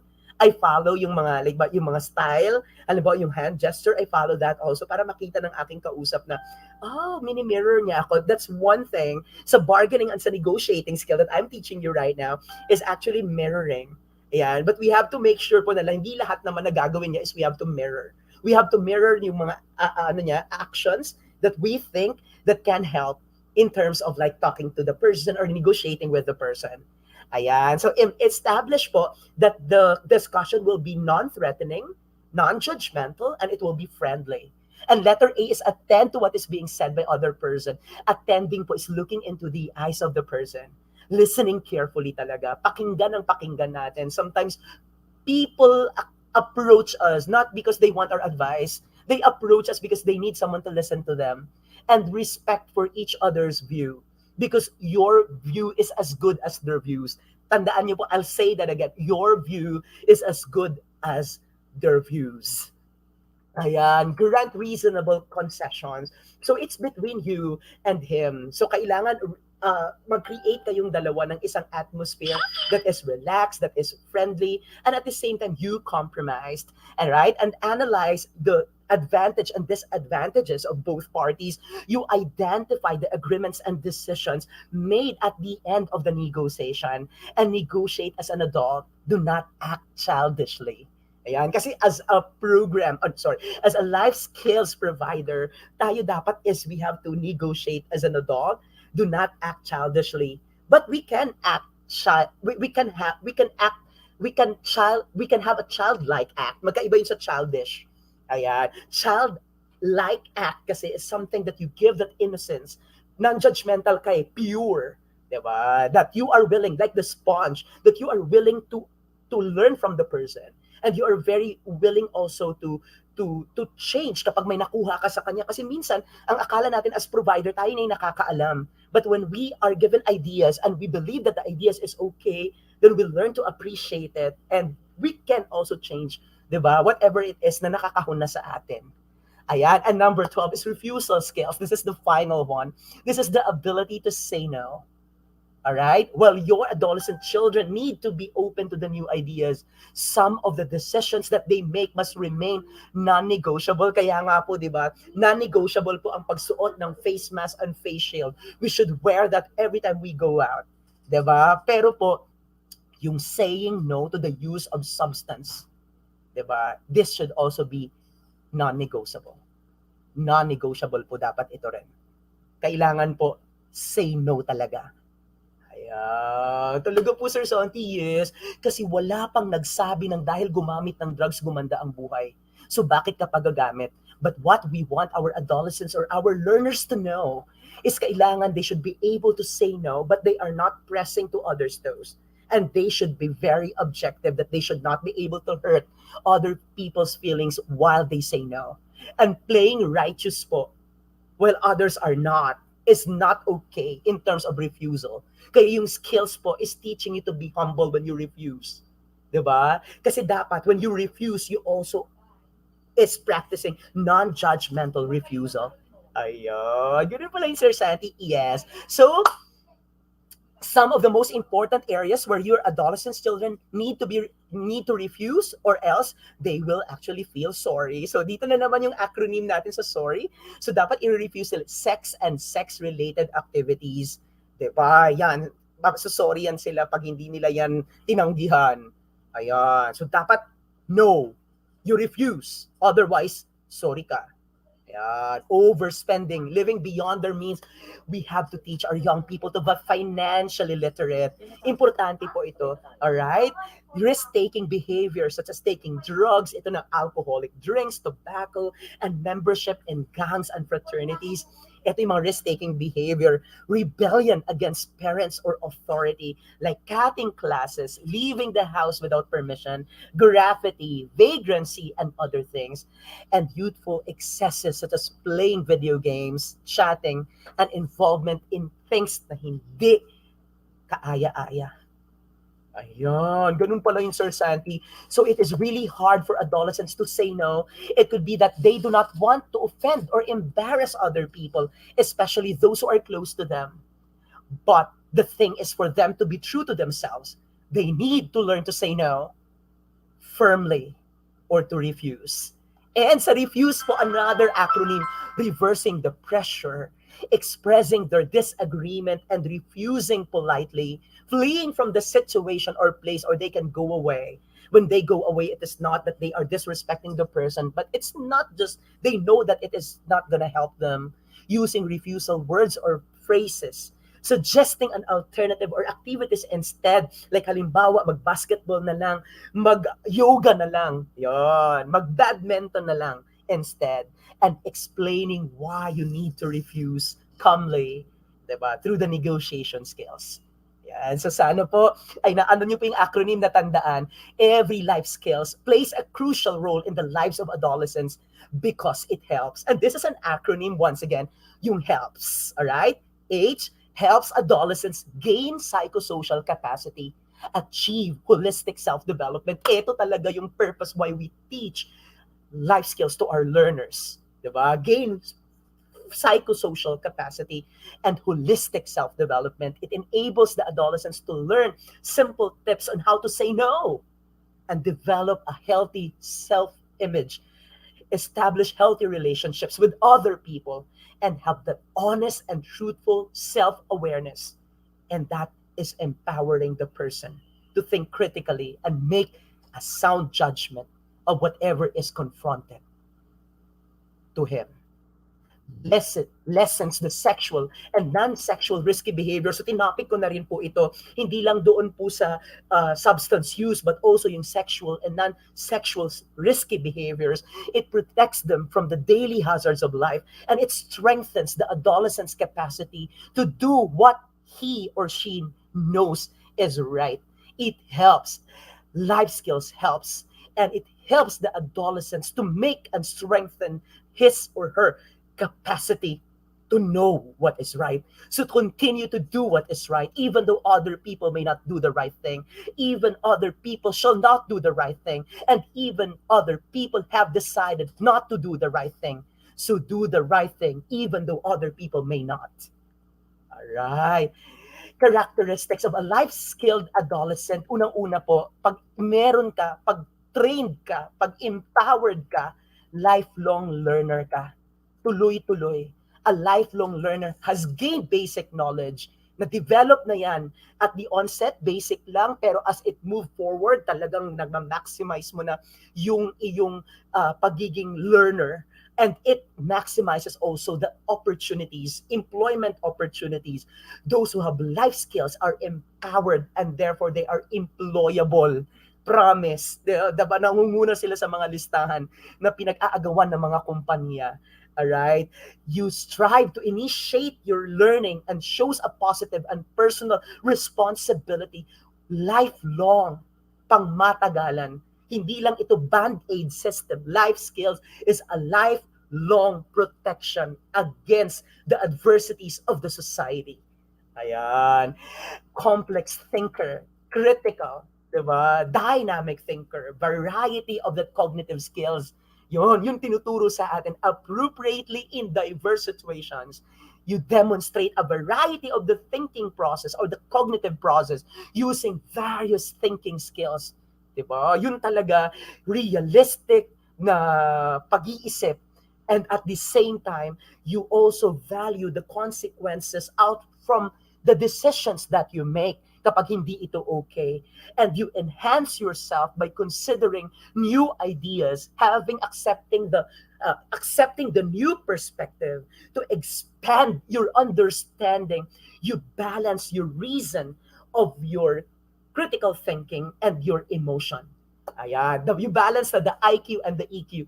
Yun na yung ibig sabihin. So complex thinker ka, effective communicator, your language is okay, your verbal is okay, your non-verbal is okay, your paraverbal is okay. You effectively channel the communication. You want to be understood and they understand you. Perfect. Yun ang ibig sabihin. Yun yung aim ng life skills.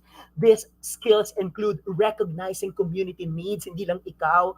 You volunteer your service to the community, you advocate, you identify, you criticize for the good way, you abide and manage laws that guide personal, family, community, and workplace activities. So eting ini-aim, diba? Talagang sobrang effective communicator ka kasi nasa-channel mo yung right message and the right direction that you want.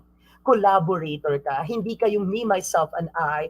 It's rather we, diba? So you are a good collaborator. Team effort ka. Together, everyone achieves more. You build the society. You just don't build yourself. You help these kids build their future for them. So you are a life skills provider that is collaborative in nature, and you want these children in the near future to achieve their dreams. because by achieving your dreams, it seems that you did something good at your lifetime. A responsible citizenship. I love being a Filipino, and this life skills, when used properly, all right, if it is shared, will actually help us in terms of our social, economical, even our political, lalo na malapit ng election, civic and spiritual resources in our community. We recognize that these skills is important sa ating community. Kasi nga, marami po tayong mga voluntary kind of services and advocacy in our environment. We identify, but at the same time, we manage also to point out the lapses.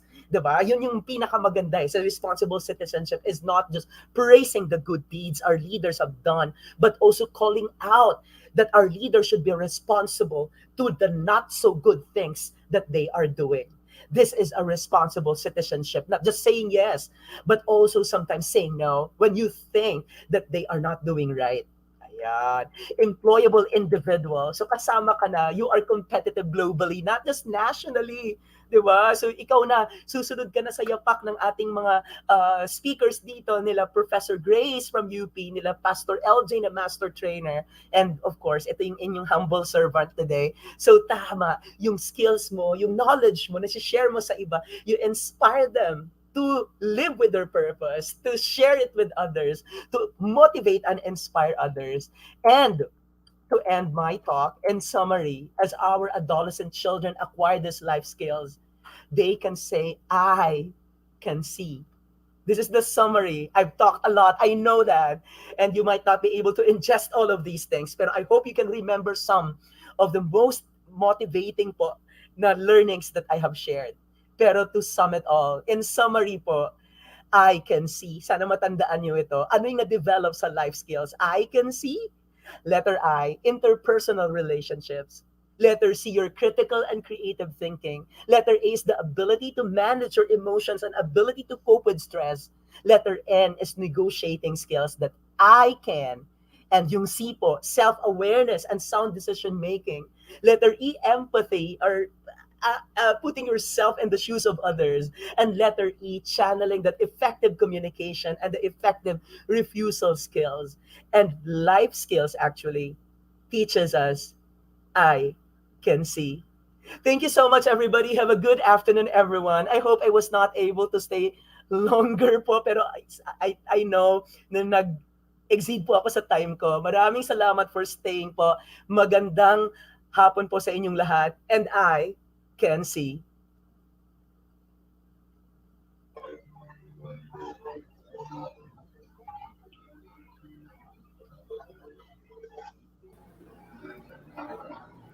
Wow, thank you so much, Santi, for that brilliant, thorough, and exceedingly clear presentation. Surely it is a moment of enlightenment for all of us. But should you have comments, questions, and other feedback, please go to the link presented in your screen because we'd love to hear from you guys. Ayan, dear participants, we are now 3.1 thousand who are viewing live sa ating Facebook page. Ayan, Sir Santi, ang dami pong nakinig hanggang sa mga oras na ito. Tunay nga napaka-interesting po ng topic at saka nakaka-good vibes din po yung energy. Talagang nararamdaman din po namin yung energy ni Sir Santi na nagdi-discuss. For our first comment and feedback coming from our participants from Region 1, SDO Pangasinan, from Buenlag National High School. This is from teacher Jaime D. Pascua. According to him, Sir Santi, the topic was educational for me, especially learning the importance of life skills in drug prevention. It will help a lot to deal with the adolescent and guide them in order to avoid conflicts and transform their knowledge, attitudes, and values into concrete part of their life for the betterment of the future. Ayan. Thank you po, Teacher Jaime, for that feedback. Maraming salamat po. Yes, another comment from Ma'am Maider B. Padul, Teacher 1 from Buliluyan National High School, Division of Palawan, Mimaropa. The speaker is so lively and you learned a lot from him. He's a very good speaker. Wow, I Very good totally speaker agree, nga. ma'am. Yes. 5%, 500% ang energy ni sir. Okay, Yes. next from Mimaropa region.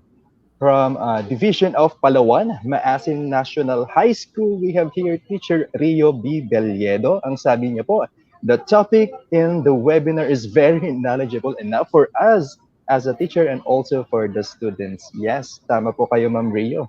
Maraming maraming salamat po for your comment. Yes, we have another comment here from Ma'am Erlyn C. Austria, Teacher 1 of Lian National High School, Batangas. We are blessed to have this kind of webinar. Gives us information about the importance of life skills in drug prevention. Yes, I totally agree na naman po. On my end, I have so many takeaways this afternoon. Mga Yan, quotable quotes, mga FB post-worthy quotes. Ayan, ang dami, sir. tama ka dyan, partner. Another comment from teacher Cheryl A. Garcia. I really enjoyed the session. The speaker knows well the topic and very lively.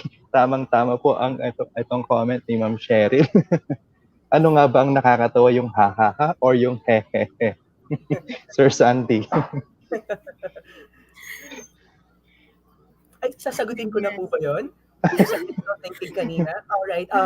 Nothing really, hindi naman siya very practical lang. Kasi pag naghahaha ka, bukang-buka yung bibig mo.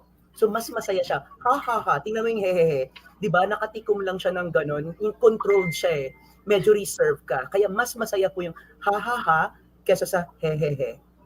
Doon lang sa pattern po ng opening of the mouth. Diba? So, ha-ha-ha. Diba? Tingnan mo, ha-ha-ha. Bukang-buka siya. Yung hehehe, maliit lang. Oh, Ayan. wow. And ang sagot ko sa critical thinking question po, kung ano ang mas okay, yung mali pero masaya ka o yung tama pero malungkot ka. Yung tama pero malungkot ka kasi kailanman hindi naging malungkot ang paggawa ng tama. Yes. Wow. But Sir Santi? Yes po. Yes, Sir Santi, on my end, I have so many haha moments ngayong hapon na to. Thank Grabe. you. Yan, ang dami po nating takeaways sa discussions coming from Sir Santi to see the positivity in every stressful situation. Ika nga. Yeah. Okay, for our last comment from Ma'am Chris Mary S. Cinco, Teacher 1 of Okyot National High School, Bais City Division, Region 7. Sabi niya, today's episode is indeed very helpful, especially in dealing our everyday life. Life skills is very helpful in coping our different emotions due to life stress. The speaker is very well versed with the topic and he's very captivating the way. Wow. Ayan. Wow na wow nga naman. May pahabol pa tayo, partner. Isang question coming from Yes. Region 1, Huwed National High School from Teacher Ruby Bauzan. Ang sabi niya po dito, Sir Santi, what activities are advisable for us to develop our skills and divert our attention from the use of drugs? Sir Ay, ang Santi? ganda. Kaso lang, ang life skills kasi, it's really activity-based. So madami talaga siyang mga activities like how to improve your self-esteem, mayroon yung filling of cups, di ba? Tapos habang nagpupuno ka ng baso, sinasabihan mo siya na, you look good today. So parang nakaka-enhance siya. Marami. This is activity-based. However, hindi kasi face-to-face ito. Mas maganda sana kung ginawa natin na face-to-face kasi magiging activity-centered siya. So yung 12 skills na yon, merong activity yon wherein you can relate. Doon kanina sa una natin na self-awareness, ano ba yung mga activities related to self-awareness that is also related doon sa papaano siya makakaiwas sa droga kapag ikaw ay naging self-aware. Ayan, mga ganun siya. So, activity-based, ang ganda ng tanong ni ma'am. Kaso lang, since ang atin pong platform ngayon ay virtual, hindi natin magagawa na mag-activity tayo kasi hindi naman natin makikita yung isa't isa.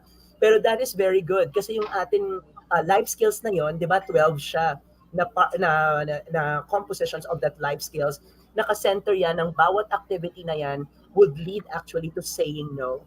Kasi di ba, when you are aware of yourself, when you have that critical thinking attitude, when you can effectively communicate, yung mga ganon, yung refusal skill mo, when you are empowered, when you are taught of that, then you can say no just in case yung friends mo or kung sino man yung mag-o-offer sa'yo ng to try, to initiate the use of drugs. So definitely yung life skills na to is evidence-based. Gusto ko lang i-point out, it's evidence-based. Hindi ito gawa-gawa. Evidence-based po ito. Pag sinabing evidence-based, yung efficacy rating niya po is that high. That is really a factor po para ma-prevent yung paggamit ng droga. Kasi nga, yung initiation talaga, we cut the initiation, ayaw talaga natin silang tumikim. And this is evidence-based. Life skills po is evidence-based. Its efficacy rate is higher. Diba? So talagang good question po yan na sinabi ni Ma'am kanina. However, since yung atin pong limited po tayo in terms of our platform, so hindi po natin nagagawa yung activity po that leads actually kung ano ba yung self-awareness. Ano ba itong mga self-awareness na kailangan natin gawin? And at the same time, kailangan lang natin siyang i-review para makasay no sa initiation of substance. Thank you so much, Sir Santi. At ayan, may nakapost po sa ating screen for today from Nurse Anton. Wow! Kailanman hindi naging malungkot ang paggawa ng tama. Piliin pa rin natin ang maging mabuti dahil truly kindness ang boomerang. Yes po. Yeah. Kindness po is the new cool. So, pag cool ka, kind ka. Pag Yeah. kind ka, cool ka. Thank you, teacher. Wow. So ayan, bumabaha ng comments, positive comments and feedbacks ang ating platform this afternoon from our audience. Thank you so much, Sir Santi, for supplementing your lecture by answering the questions, by giving additional inputs to us this afternoon. Maraming salamat po. Thank you so much, Sir Santi, for that positive vibes na shinare mo niyo po sa amin and to all our 3.1 thousand viewers. We Thank you. are happy that this webinar has been fruitful and interactive for all of us. No, ano po? Now we go to the awarding of the Certificate of Appreciation to our diligent resource speaker. Allow me po to read the content of the certificate. The Department of Education, Republic of the Philippines, this certificate of appreciation is presented to Santaner T. Iray for sharing his expertise as a resource person in the session of the 2021 National Drug Education Program webinar series entitled The Importance of Life Skills in Drug Prevention, conducted on October 28, 2021, 2 p.m. onwards. The undersigned, the Chief School Health Division, Dr. Maria Corazon C. Dumlao, the OIC Director 4 of Bureau of Learner Support Services, Director Lope B. Santos III, and Undersecretary for Administration, USEC Alain Del B. Pascua. Thank you po, Sir Santi. Thank you po. And bago lang po magtapos, gusto ko lang pong batiin, baka po magtampo po sa akin. Yung mga SDO po sa Gapan City po, naka-tune in po ngayon, prinomote ko po kasi ito, and yung atin pong mga teachers po at kaibigan sa New Washington Elementary School po, and then yung mga teachers din po sa Pulo Elementary School. Magandang hapon po sa inyong lahat. Thank you po for tuning in. Ang lahat po ng mga teachers po sa Aklan, hi po, kasi taga dun po ako, sensya na po. Yan. Wow, shout out to you guys there. Ayan. Okay, so once again, we are grateful, Sir Santi, for sharing your time and expertise to our NDEP advocates. Now, having heard the new knowledge and learning from this webinar, I believe our audience is excited to share this in their respective places. Ayan. And if you are asking how to claim your certificate at this moment, there you just have to divert your attention in your screen, because you can access your certificate in the link provided in your screen. Certificates are generated through the DepEd PD LMS. Upon registration, participants are provided with an enrollment key which they can use to access the NDEP webinar series course in the system. Registered participants must accomplish the evaluation form at the link provided in your screen to get a certificate of attendance for the session.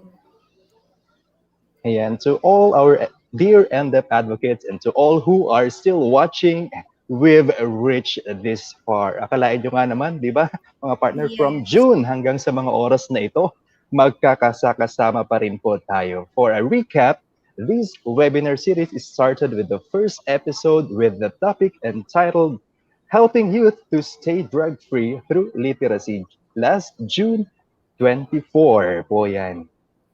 Yes, and it was followed by the second episode, Psychosocial Support for Students at Risk of Substance Abuse, last July 22. Of course, last August 26, we had the third episode. We talk about Going the Distance, the online delivery of drug education. We also learned about the implementation cycle of prevention interventions for our fourth episode last month, September 23. And finally, this has been the fifth and final episode, mga kasama. Congratulations, advocates, for not giving up to grow and learn more. After all, ito nga ay para sa bata at para sa bayan. Yes.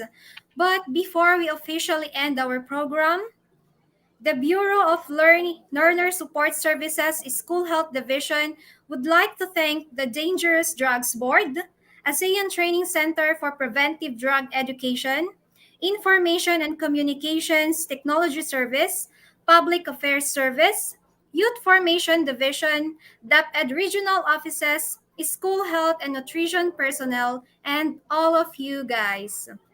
And of course, their partner, Nurse Precious, and I are grateful to Senior Education Program Specialist Ma'am Girly Azurin and her team for the chance to be your host for today. So, our Regional Director, Dr. Benjamini Paragas, our ARD, Dr. Jessie L. Amin, the ESSD Chief, Sir Joselito Narag, our Regional Medical Officer, Doc. Rebecca Batum, our dentist in the region, Dr. Ryan Rosales Packing, of course, Miss Edita Obiña, our resident nutritionist dietitian. Hello po, maraming salamat po sa pagtutok.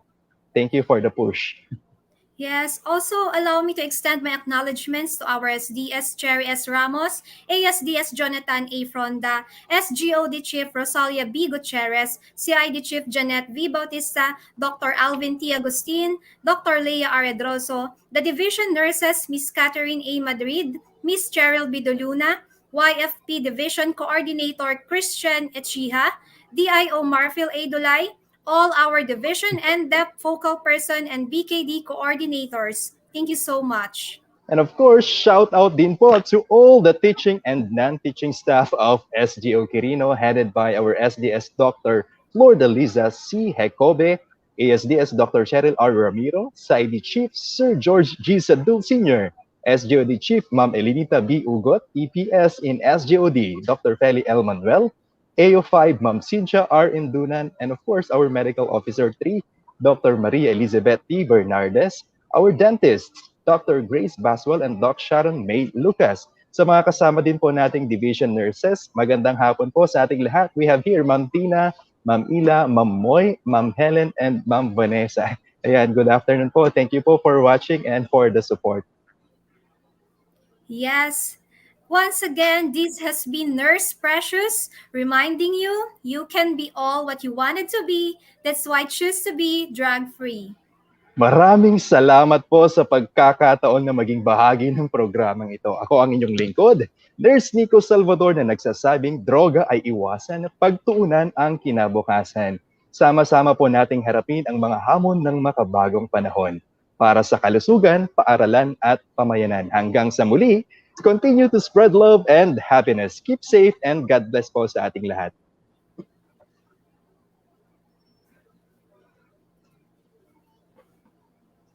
Kung kayo po ay nabitin sa ating virtual tour, ayan, we have more to show you.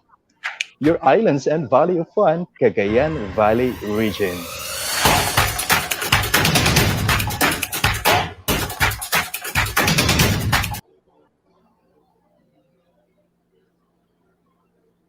Wow.